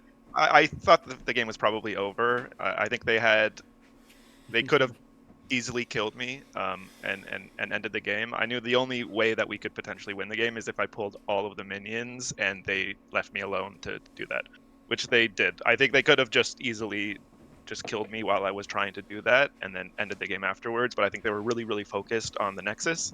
And so, yeah, I knew that was the only way that we were potentially not going to lose, so then that's what I did. Beautiful. And then I guess I have one last question. Demon, my boy, we haven't heard from you at all. I just want to ask, when you were looking at the jungle style of the opposing jungler, was there anything you saw that like you kind of took advantage of? Any things that you kind of focused on from that jungle position? Yeah, absolutely. So we noticed, well, we knew from playing with them previously that they really like to focus bot lane, as we said.